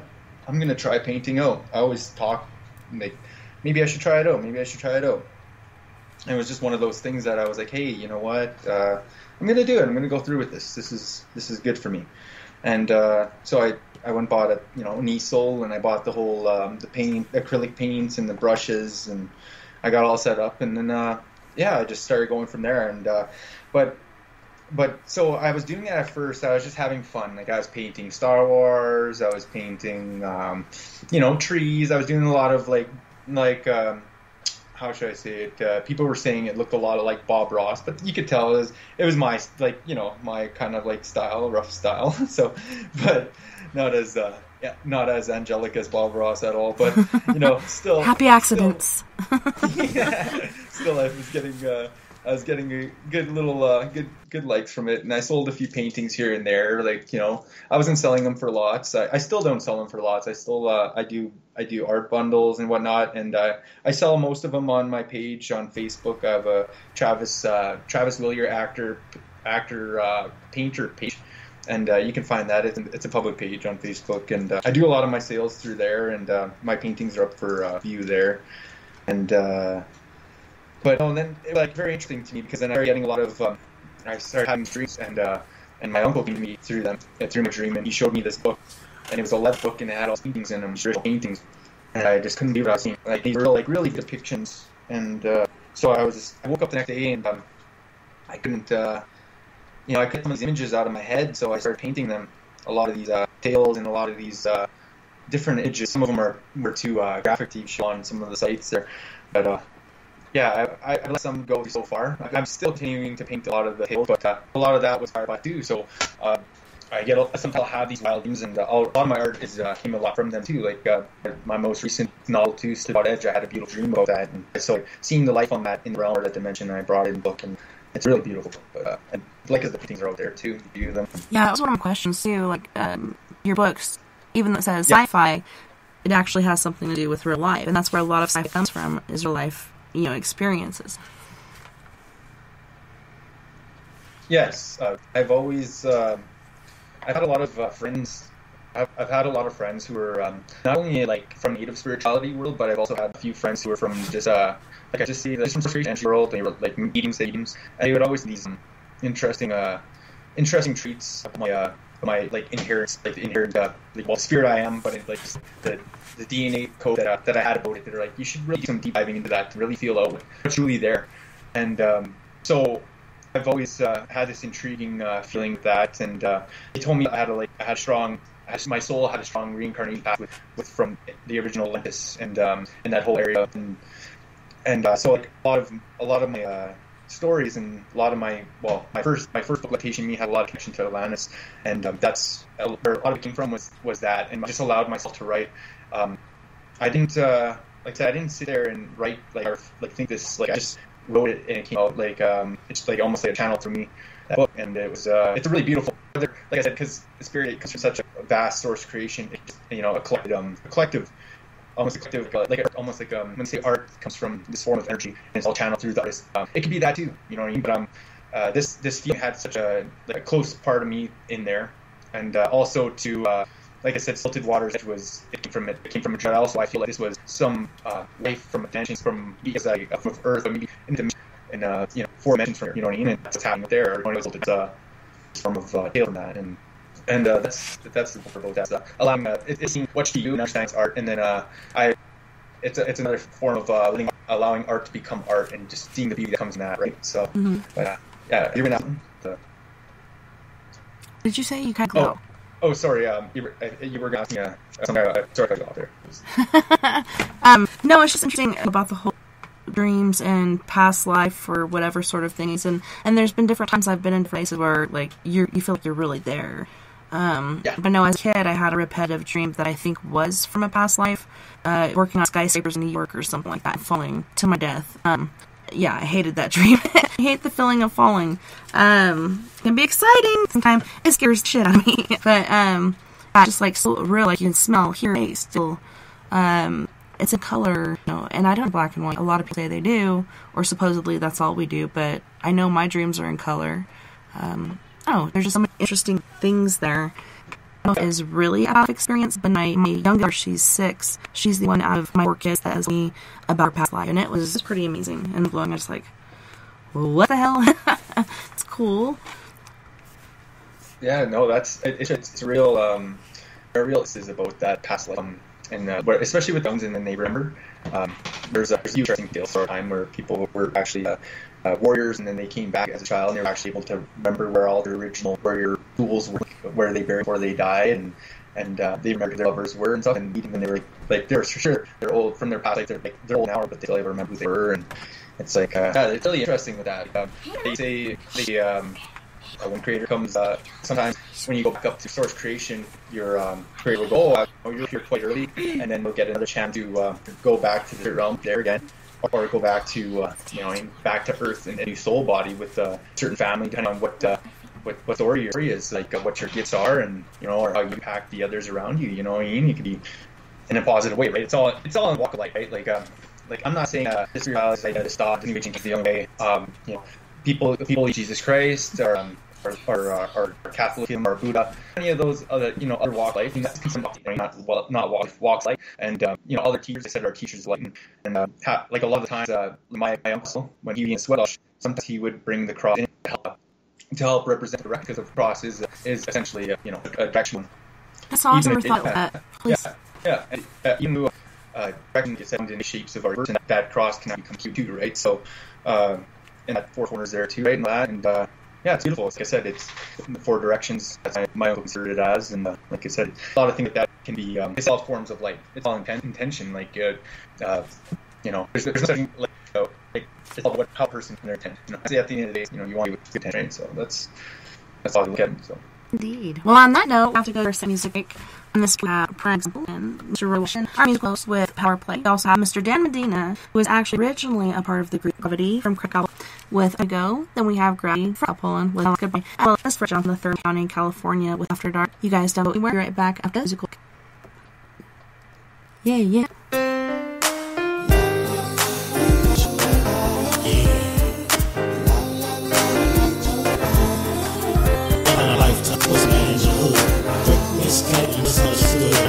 Lord, save me. Teach me the lessons of life, won't you raise me? Because I tried everything under my hat, and I found all my plans were tears in the right. I need a hero, a real life camaraderie, to step in, receive me, and deliver a power play. Something to raise my head from the dust. It's the must. I find someone in whom I can trust. I must grow in knowledge, live what I learn. I'm so glad to meet you. Yo, my name is Vern. Lead me any way that you will, and I'll share. I need your power play.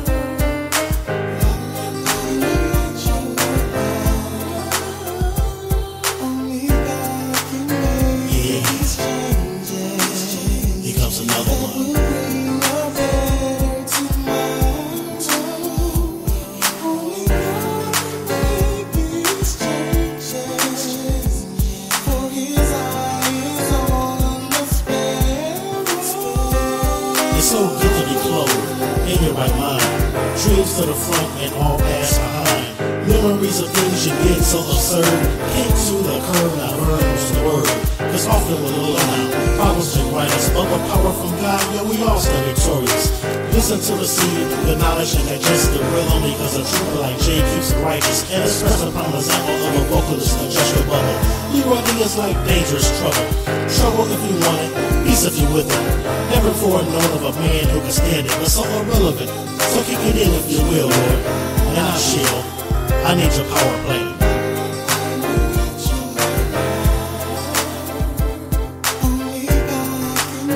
Yeah,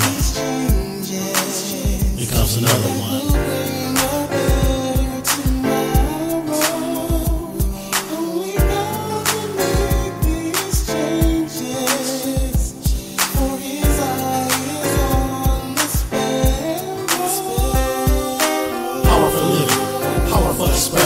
Powerful in knowledge, and now you're not guessing. When power meets the darkness, the devil's got to go.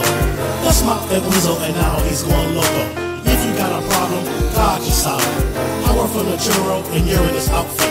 Why must the fit stay dirty so filthy? Get off your rear and whitewash the pickings. Power for cleansing, power for sanitizing, power for us, power for the rising of the sun. Cause in your darkest hour, you can look up and express to feel the power up.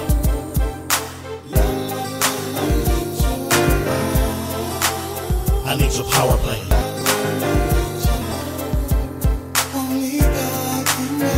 Yeah. Comes another one.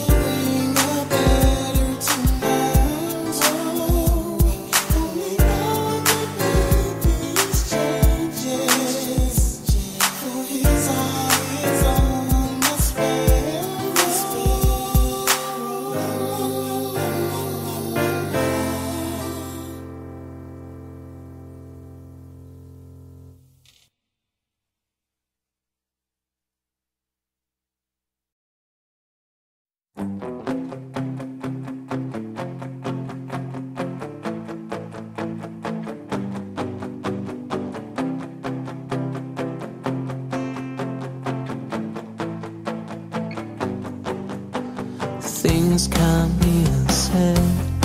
Streets of these are going to dead end. Listening to waves on windy days, standing by the wall, making sense of it all. So alone in the dark, all alone in the dark. All alone in the dark, you're alone in the dark. 'Cause I won't let you go. You're so far away, always with my soul.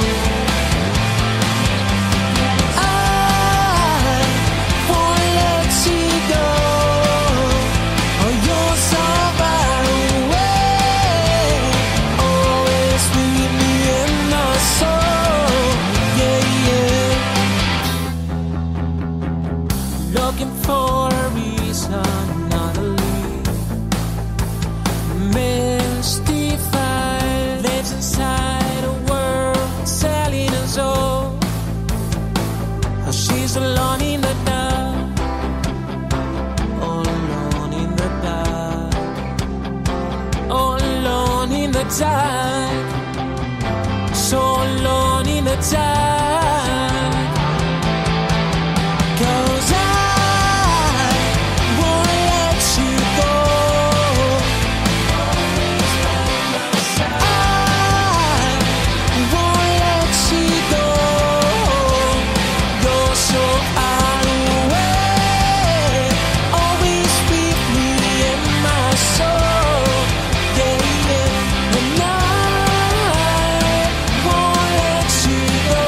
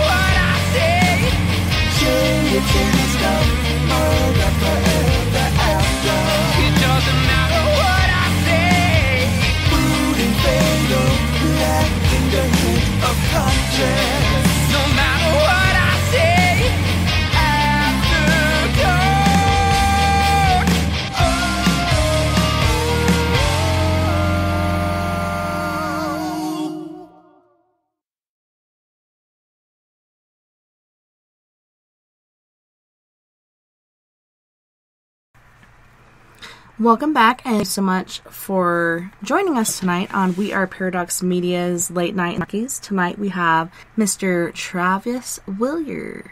Welcome back, and thank you so much for joining us and hanging out with us and enlightening us. Yes, no problem. Glad to be here. I'm so grateful and thankful for the moment in time that I get to speak here and this platform to reach out to many of the enlightened, other likewise minded people out there. And I'm glad you're out there listening, and you are greatly appreciated. So thank you for tuning into this wonderful show.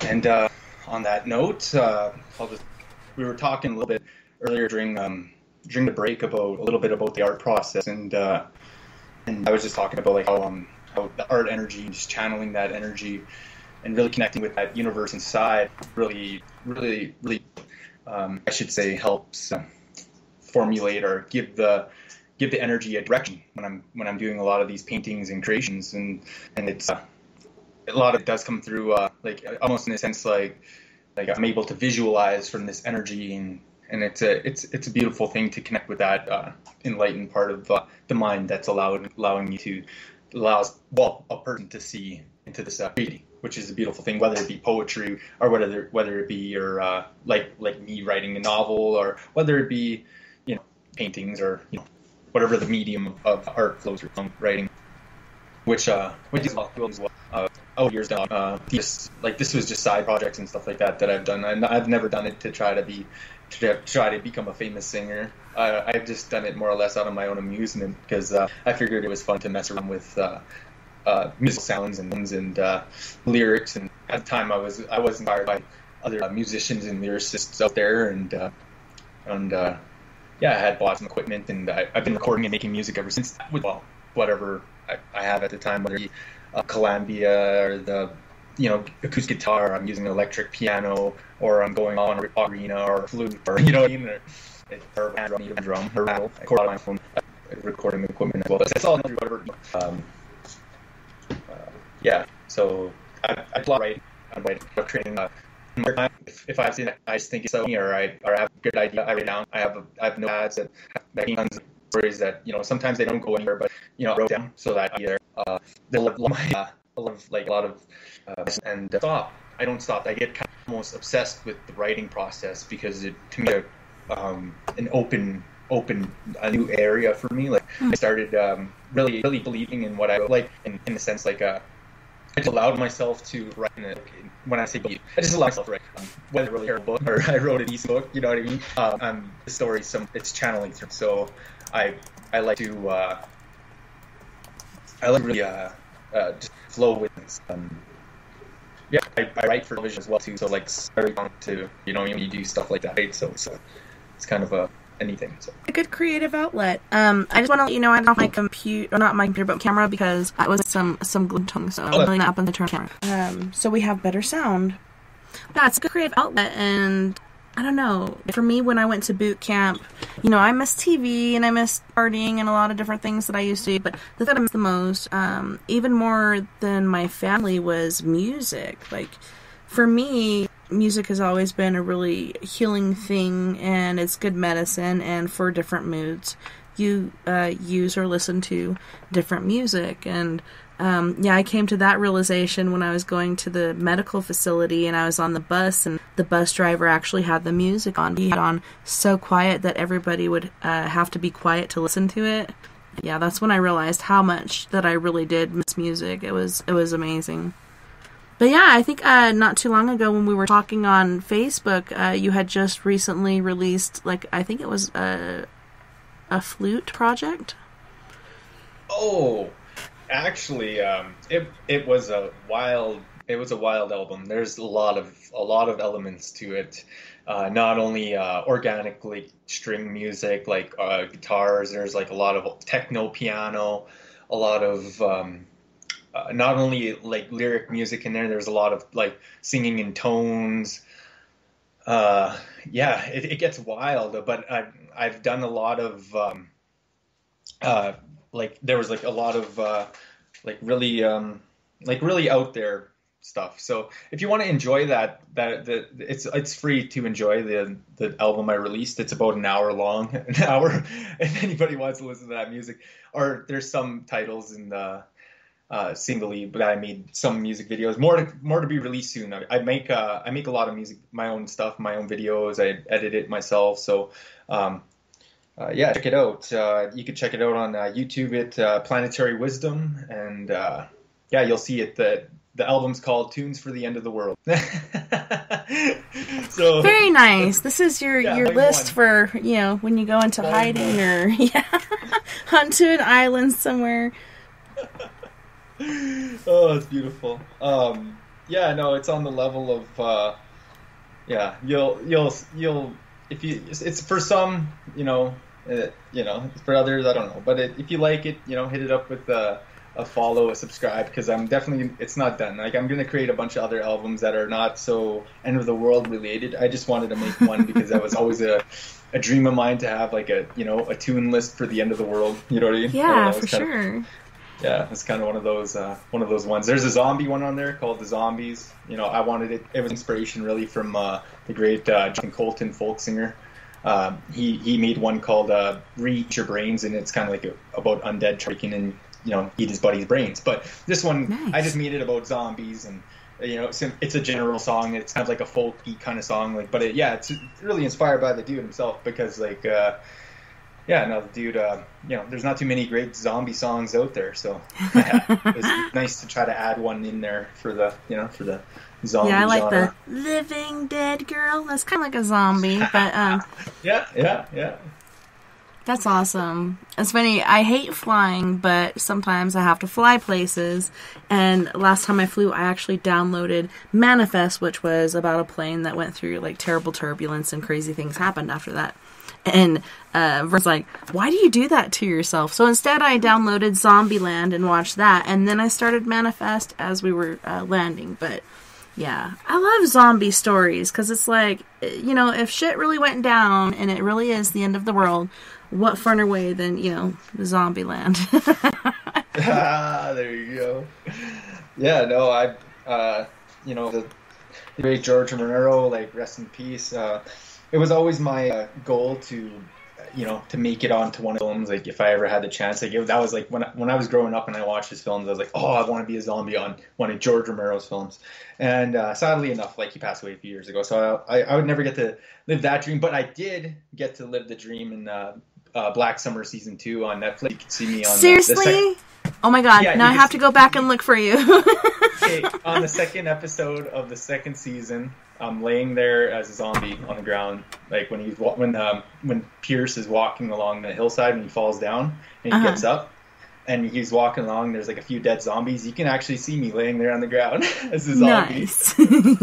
Yeah, so I got to be a zombie in a production of a zombie film. So like that, or a zombie show, I should say. And that was great to be a part of that process and see how, like, on a higher production, Netflix production level, what the zombies go through, in a sense, like. And it was really cool because I showed up there. It was a really early call time. It was like 4 a.m. in the middle of nowhere, and like it was during winter time, because like in Alberta we're crazy out here. We like to film during the winter when it's like 30 below out, and because we're all crazy. And so the makeup sits better, yeah, it's really frozen on. But anyway.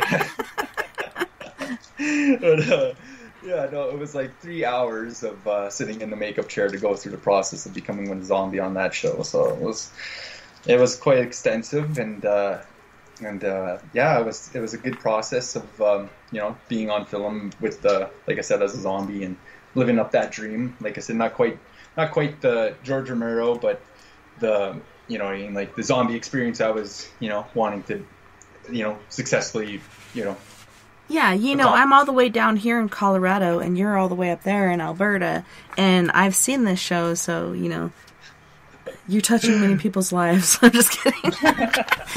It's awesome that you were able to do that, and you're actually there. My Aunt Teresa, one of her things was like, in this scene, I don't know if it was Rhinestone Cowboy or some movie like that, and she's like, I'm one of the girls over here on the right side as he walks by, and that was like her 15 seconds of fame. Oh yeah, that's awesome still too. Like I've done a lot of that background work, and that's super fun too. Like background actors don't get it wrong. They're still actors because you're there. You're bringing the action to the sequence in the background. Energy, really, yeah, and really, giving bodies to a scene, or you know what I mean. Like it's really a part of the art, right? So if they're not there, the scene can't really happen most of the time. So like I said, background actors, they're just as much as actors, and they're also doing a lot more too because. They're sometimes especially if it's like a big fighting sequence or something, like a lot of times there's a lot of takes for one scene, and say they have five scenes to shoot of the battle scene. It's 10 individual or 13, maybe 15 takes for one scene. They're doing 5 scenes that day. You know what I mean? So everybody gets pretty tired, or you know what I mean? Like sometimes there's a pretty extensive take, or the horses get sometimes we're riding on a horse. I was riding on a horse all day one time for Secret History of the Wild West.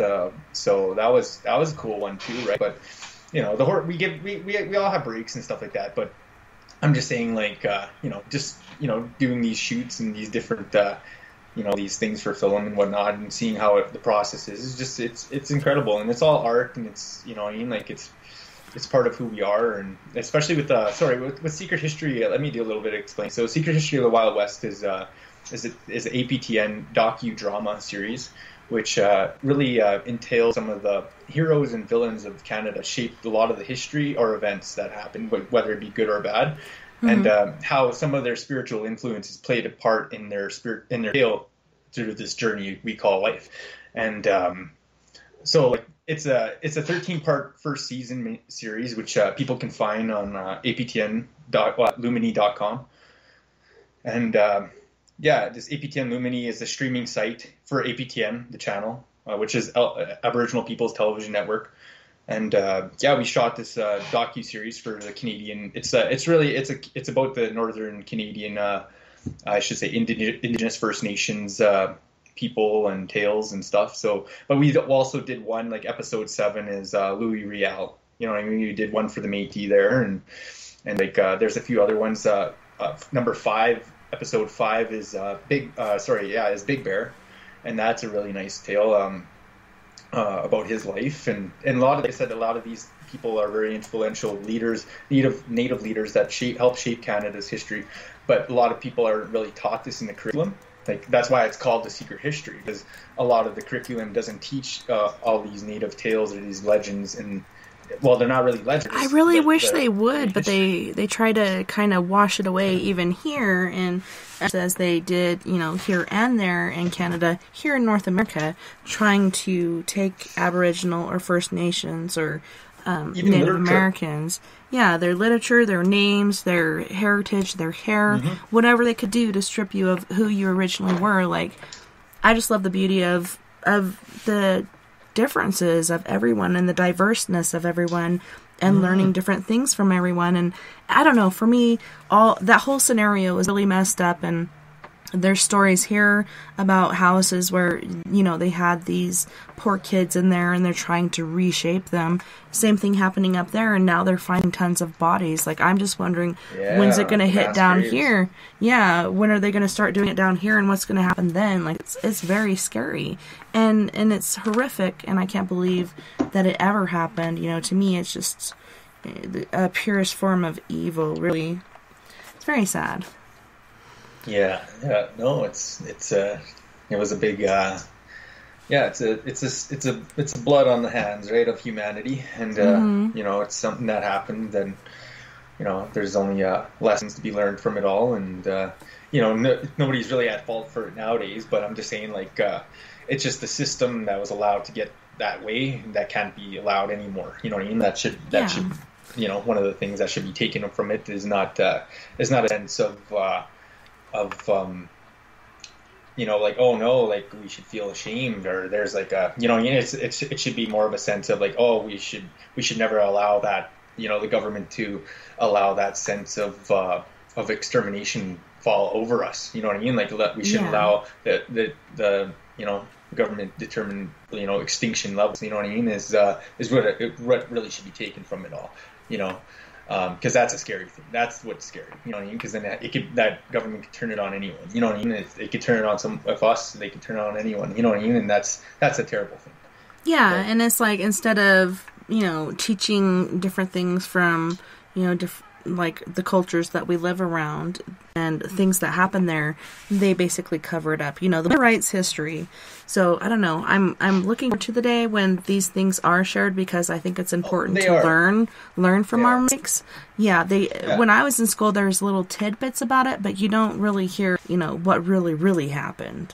It's super important to know so you don't repeat it. Just I don't know. It's a learning process.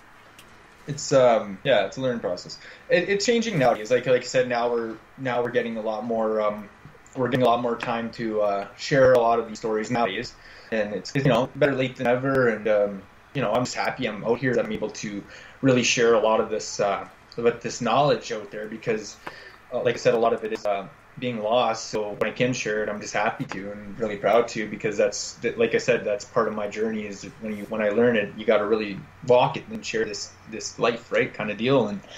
And so like with that being said, like I said, the whole journey through this process of the secret history has been just magical at that, working alongside with producer and director and Julian Black Antelope, and really us, really discussing some of the direction of the show, and really taking the time to a lot of these great idols, and really find the spiritual connection in a lot of these beings and people. It's a really, like I said, really great experience to be among a lot of individuals, the elders, the scholars, and the people that we have on site that come to record a lot of the interviews, and having the people there and really knowledgeable. Like you just sit there and listen to them all day, because they're just so full of this energy of this knowledge. That's just like I said, they were either afraid to share many years ago that they finally get voice to now, or feel now, and we're out there, and now it's kind of nice to be doing that, and not all just one part of the aspect. I'm also, like I said, I'm there. I'm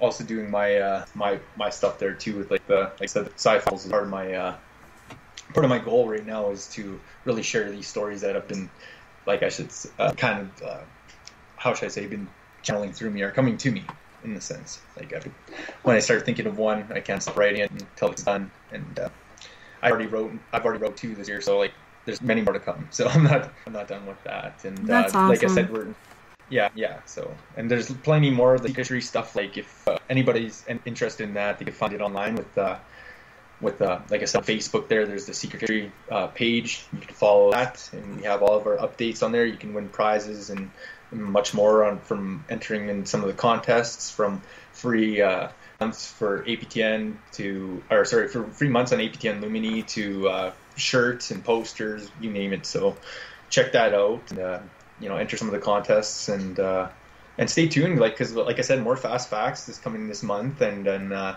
we have some more exciting news in terms of secret history and stuff. So, and in terms of where that's all going to happen. So I'm pretty excited about that, and I'm happy to be here and share all these wonderful stories, these tales. I have a few other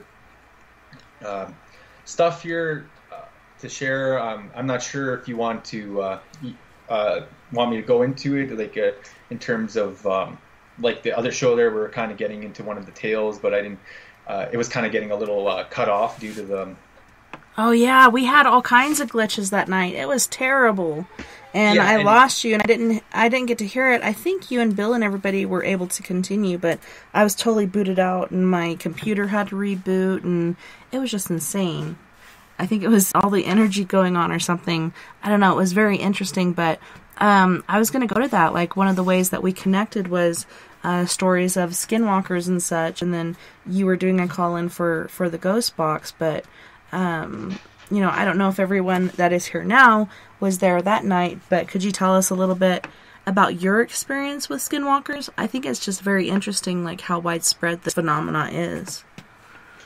All right. So a lot of times, many years ago, there was like sometimes there was a like the way it was explained to me recently, like the most recent cases have sprung up due to famine and disease and stuff like that. People like not being like the man dies and then a woman gets taken over or something like in that sense. Like then she'll do some horrendous crimes and maybe somebody will get eaten or whatever, right? But what I've also heard though many years ago was sometimes like some evil practices were done and people were messing around, and then they would open up bad gates and actually conjure some of these creatures into the reality. And they'd send them on and send them against like other good medicine men who were out there practicing like the good walk of life and healing people out there or protecting tribes or like certain areas, so they try to get rid of them by sending these evil creature that they conjured up out of a different dimension and try to send after the medicine man. In which case this happened a lot. So one time it happened in our area, and the Wetagough came into the area, and it killed a few of the warriors. One of the warriors seen it, or three of the warriors seen it, and then it screamed. And one of the boys, he happened to be deaf, so he didn't hear it, but he seen it. And the other ones, they heard it, and their ears popped out, drum popped, and they were like, "Oh my gosh!" Yeah, and they were just like they frozen still, like because they were just so in shock, state of shock. That other boy ran away, and that the Wetagough killed him. And the little boy went and told the tribe, and they're like, okay, so we need to send our medicine men out, and some warriors, right? Of course they sent some warriors to back them up. Eventually it became down to the medicine men. They had to take the biggest hide they had. It was like a big it wasn't a robe, but it was like a big giant rolled out buffalo hide. It was said to be blessed and to capture this mystical creature, so that when it wrapped around him, it would like actually help capture him in a sense. So they were chasing it in the woods, and they actually cornered it against this giant. It was like a giant rock cliff, and so they were able to, it was like in a tree line, but they were able to capture it. It's just like hill or mound kind of deal. But it was like they were able to jump at it from one behind one of the trees and capture it when it was looking. And they all sprung on it, and they were able to bring it back tied up. And they found the biggest tree in the area, because they usually built around a giant tree or area near water, and so they had a lot of trees from. So this spruce tree that they chose, they tied him up to it, and they had a sweat lodge, and they smoked the pipe and asked the god, like the elders, and asked them what do we do, like what can we do. And my great grandfather Mustus was in the sweat lodge with them. He helped capture it, and they said, oh, this creature was sent for one of you. You know what I mean? And and while they're in the sweat lodge, the creature was outside. It threw up 3 icicles. It was like it was sent for one of you 3 that helped capture it. And then it threw up 3 icicles. Yeah, it threw up 3 icicles that stuck into the ground. Was it like in front of the individuals that it was after, or? It was the way it was is like, because it was tied up against a tree, so it just threw up 3 icicles in front of it, leaned over, and just threw them up, and they fell on the ground.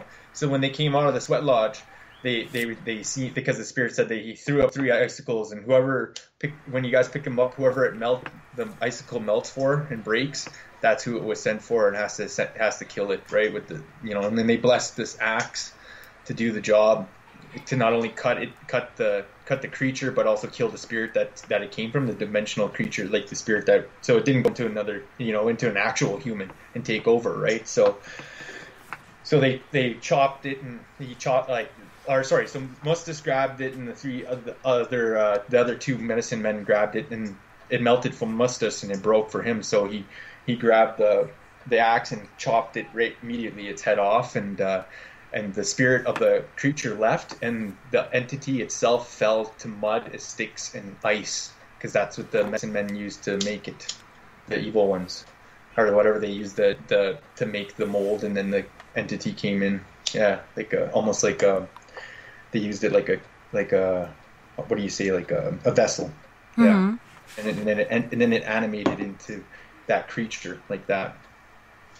But there's been times where people haven't been successful, and the entity was able to like enter into another human being and make and possess them to do real like a real terrible thing, or like a bad like I should say like a real bad thing, to cause them to almost transform into this creature, this being. Because that's another thing too, is like the ability to transform, like I should say, like shapeshift almost. Like there's a lot of people get gifted different things. They can turn into smoke. They can turn into animals or plants or different, like, you know, creatures, like, you know. But yeah, and I've been told, like, don't make eye contact with these things, because that is how they can jump or possess you or whatnot.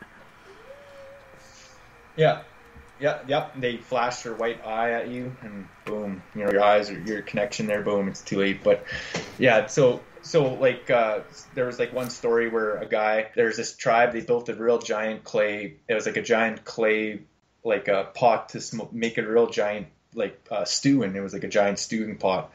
And it was a ceremonial stew, and they prayed to that stew, and it was like it was supposed to not only feed the people that were living in the tribe, but also it was like supposed to be like where everybody individually gave some of the soup from their bowls to the fire as an offering to the spirit realm, to feed the spirit realm and the ancestors that exist out in the other dimension. So with that being said, he was possessed, and then he ate that whole soup. He ate it all. He didn't stop eating, because that spirit just possessed him to eat the soup. And as he was eating, he just transformed, and he started becoming this creature. And he ran into the woods, and he ate the hunters that were out away hunting for that, you know, for more of the feast and stuff. And then when all the hunters were eaten, there was nobody to defend the camp. So he went and ate everybody in the camp and used that pot to cook and eat them. And he grew into even a bigger monster, where he was able to like carry that pot around to individual camps and start terrorizing these camps and eating people with this pot. And eventually it was getting so out of hand that he started, like, it would just walk into a mass grouping of teepees and just be like knocking over, you know, 13-foot tall teepees, and he got real big. Like, it was like a big thing, and the warriors couldn't do nothing about it. And eventually it started getting wings, and last I heard, they started they actually, like, a lot of native people started banding together to fight it, and then it was able to fly away into the sky, and then enter a portal or a universe into the dimension or some evil dimension, and was able to go back to, because people started banding up together against it. But that was like one of those real wild ones. I was like, what? Like, you know what I mean? And they still say like that they're waiting. There's some people like still waiting for it to come back to fight it, and you know what I mean? Like, that's there's still that belief of that creature out there, giant creature, you know what I mean, to come back and destroy it and all that. And I was like, whoa, that's a wild one. So there's that one too, right? Like I said, there's that's one of those Wetagoot tales. And then but there's a thing called the Wendigo, and that's the one that you're saying that you make eye contact with, and it has almost like a antler head, and it's almost like a really skeletal like creature and dimensional creature like that too, and it has cannibal aspects. And how widely known that one is too, that one, like you said, it is a little astounding, like that it's almost everywhere with that one. Yeah, and even Jim from Scotland said it sounds like the Wendigo, and it is similar, but it's interesting with the Wendigo. I heard that it actually kind of gelatinizes people. Like, the outside of the person will still be, you know, whole or whatever, but the inside is all gelatinous.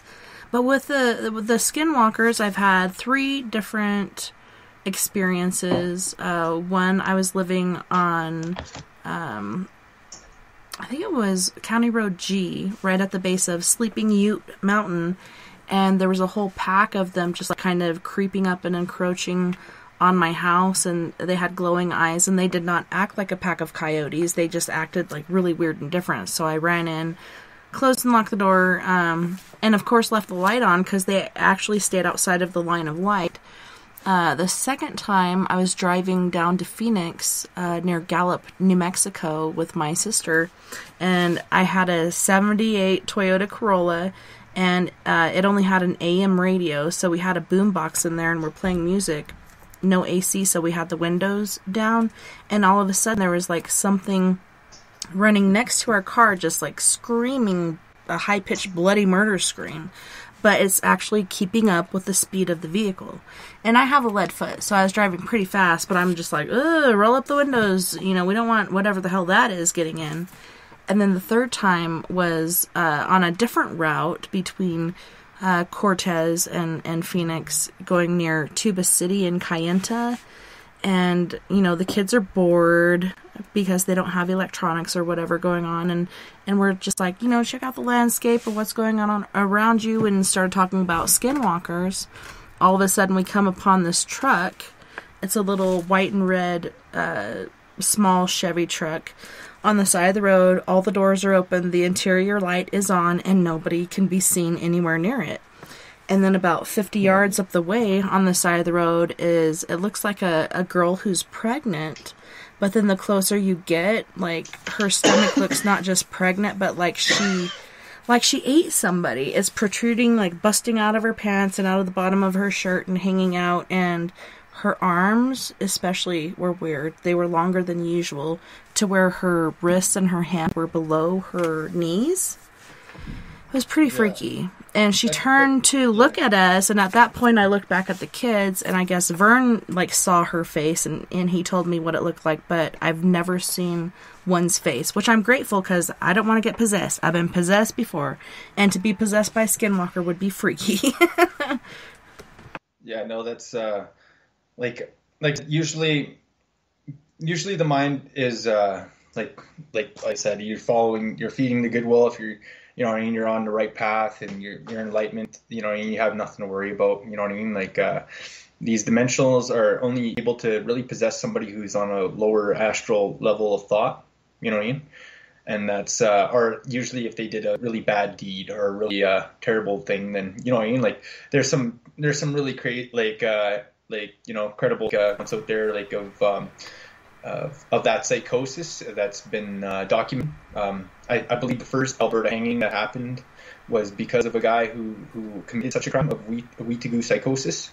And yeah, he was a guy from he actually committed it in BC, and then the act of cannibalism, and then he made his way to get away in Alberta, and then that's where he was caught. And it was actually, I think it was like one of the first hangings in Alberta. So yeah, that's wild with that. And yeah, I figured I'd just share and let that get out there clearly. And yeah, is it all right if I plug a little bit of where people could check out some of the stuff I do? Or definitely. All right, yeah, all right. Okay, anybody who's looking to check out more of the art, like I said, on Facebook, check out the page, Travis Willier, actor, writer, painter. It's there for anyone to join publicly. I sell my paintings through there, either I do it in the mail there. Yeah, like I said, all transactions are done over the online, if not in person, if you know me. Other than that, you can check out Secretary of the Wild West on APTN Lumini, or check it out on other sources like like on the channel itself. You can see me on plenty other stuff. I actually have my actor page also on Facebook as well. You can just follow it, Travis Willier actor page. There I usually let anybody know if I have any like upcoming things that have me in them, or you know, or I'm part of, or I did some past work. You can find a lot of my short film work on that page as well. Other than that, my novels, like I said, are constantly I'm constantly working on new material, and you can find all that on the free website. It's free to join, royalroad.com, and I post under the username the Radiant Summer Moon, and yeah, it's mainly science fiction. That's what I'm about. I hope y'all enjoyed my tales and me sharing a little bit of my knowledge with y'all, and there's plenty more of that in the future, I'm sure me and Tessa are done talking and sharing a lot of the experiences, because this is just a little bit of the stuff here. I didn't even really get into a lot of the other cool, bits of, I know, there's so much, information. and it's so funny to me, like, when I book people, I'm like, yeah, the show is 3 hours, we have 2 breaks, and they're like, 3 hours? That's a long time. But really, to me, it's really not enough time to really get into the willy-nilly of it, but it's been awesome. We just skimmed the surface. Yeah, what I was able to do is really build the basis of, you kind of understand where I'm, now coming from with these stories and tales, and also just to kind of get a little bit insight into, into me and into my my reality, and the reality that I see. It's almost like a moment of Sonder, you realize everybody in life is having their own life experiences and going through this world, and we're all on the search for truth and in our own way, and that's beautiful, and that's what truth is to you, man. That's like like there will be art in different paths because your spirit in different dimensions, whatever, like stuff. There's so many different things, right? And whatever is to you, man, that's out there, whoever's listening, that's continue to follow your heart, to not see and think with your mind, but to see and feel with your heart, right? That's the beautiful, beautiful like way. To me, the heart too, could lead you astray, but the gut never lies. Right, okay, that, the center, there we go. With that, and with that, I hope y'all enjoy the art. I hope y'all enjoy the novels. I hope y'all enjoy the TV shows and the shows that will come out in the future. Stay tuned more, and I hope you're all blessed. Blessings out there from the 4 directions of the universe, and be sure to connect with your universe that's inside of everyone. Well, inside yourself, and that resides in everyone out there in the universe and world. So, and take care. I really appreciate it. Thank you for this time. Awesome. Thank you so much for coming on. And like you said, hopefully we can see again in the future. Just keep in touch with me. Okay, Lily, we're doing a show. I've been telling you this repeatedly. Please. We're at the end. Only like 3 more minutes. Give me a break. Actually 5, 6. But it's been awesome having you on here and, hearing these different stories. And like we said, we just skimmed the surface. But artwork and writing and movies and all these different things are really integral parts of our life, really. And so it's really awesome that you're doing that. And I'm so glad it's picking up again, because the little lull that we've had with the 19 has been crazy, and it's kind of picking up again. So I'm worried. I went through school hell this last year, and I'm just like, I want to do that again. I want my kids to have friends and not be stuck with mom 24/7. But yeah, I think we'll get through it, and I think together we can do it, and just being there for each other and learning from each other, and definitely look them up. You're on Facebook, you're everywhere, right? And you even have a YouTube channel. Can you go ahead and tell them again what these sites are? Oh, yeah, so on YouTube you can find me under the name Planetary Wisdom, and that's just where I release some of the music that I've been recently producing and making myself. And you can also find me on Facebook under the Travis Willier actor writer painter or actor painter page, and Travis Willier actor page. There's 2 of them. Also, be sure to follow Secret History. There's a Secret History page of the Wild West. Look it up. It'll be a little yellow emblem with a black antelope in the middle. Also, you can follow me on Instagram, Resin Trav. Also, I do a lot of live painting and also video game streaming on Assault Rifle on Twitch.tv. Nice. So you can see my live streaming. I do painting there. Sometimes I'll game stream. Sometimes I'll do reading. Sometimes I'll read a book. I know. I was reading to everybody's earballs. I'm like, here we go. Me together. Excellent. I'll read you these stories. Hopefully I didn't, crush it in a bad way. Hopefully I crushed it in a good way. It's so interesting, the different things that we do to not only entertain and heal and help ourselves, but for others as well. And to have a docket like this where we can all get together and share our experiences and not be worried about being judged, ridiculed, or put down for our beliefs and practices. So I'm so grateful that you came, Travis, and I was so amazed. Like, I thought you were totally going to go for the 9th, but let's do it tomorrow night. And I'm like, hell yes, that's my boy. Yeah, no, a lot of this, I have nothing prepared. A lot all is, like I said, it's life experiences, teachings that came with my world meant to be said. Appreciated for having this voice, and appreciate being able to appreciate everybody. And like I said, don't be afraid to reach out to me. I'm out there, and yeah, I hope y'all enjoy the books and the beats and that are going to be coming around soon. So, more on that. And thank you for giving me that time. Well, thank you, Travis. And I just now shared, I think it was one of your most recent ones, Planetary Wisdoms for the End of the World. Published, now it is shared on We Are Paradox Media. If you guys are interested, definitely go over there and check out. It's a wild ride.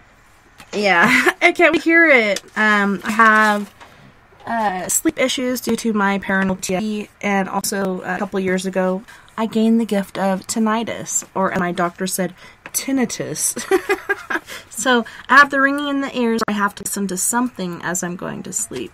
But I'm so grateful that we met through Bill Hauser's Box Live, and I don't know if we met otherwise, but I'm so grateful that we met and that you were here tonight to share, like you said, your stories, your wisdom, your art, and publishings, for sure. I'm at your show. I hope you guys go, because you've been just waiting and waiting and waiting. It's going to be good. Awesome. That's the plan. So thank you so much. And yeah, great thanks to Bill out there for connecting us. Yeah, he's a great guy. You're a great guy, Bill. You're a great guy, Bill Hauser. Or he told me, people call me clickbait. And I was like, oh, really? Well, what's up, clickbait, Billy?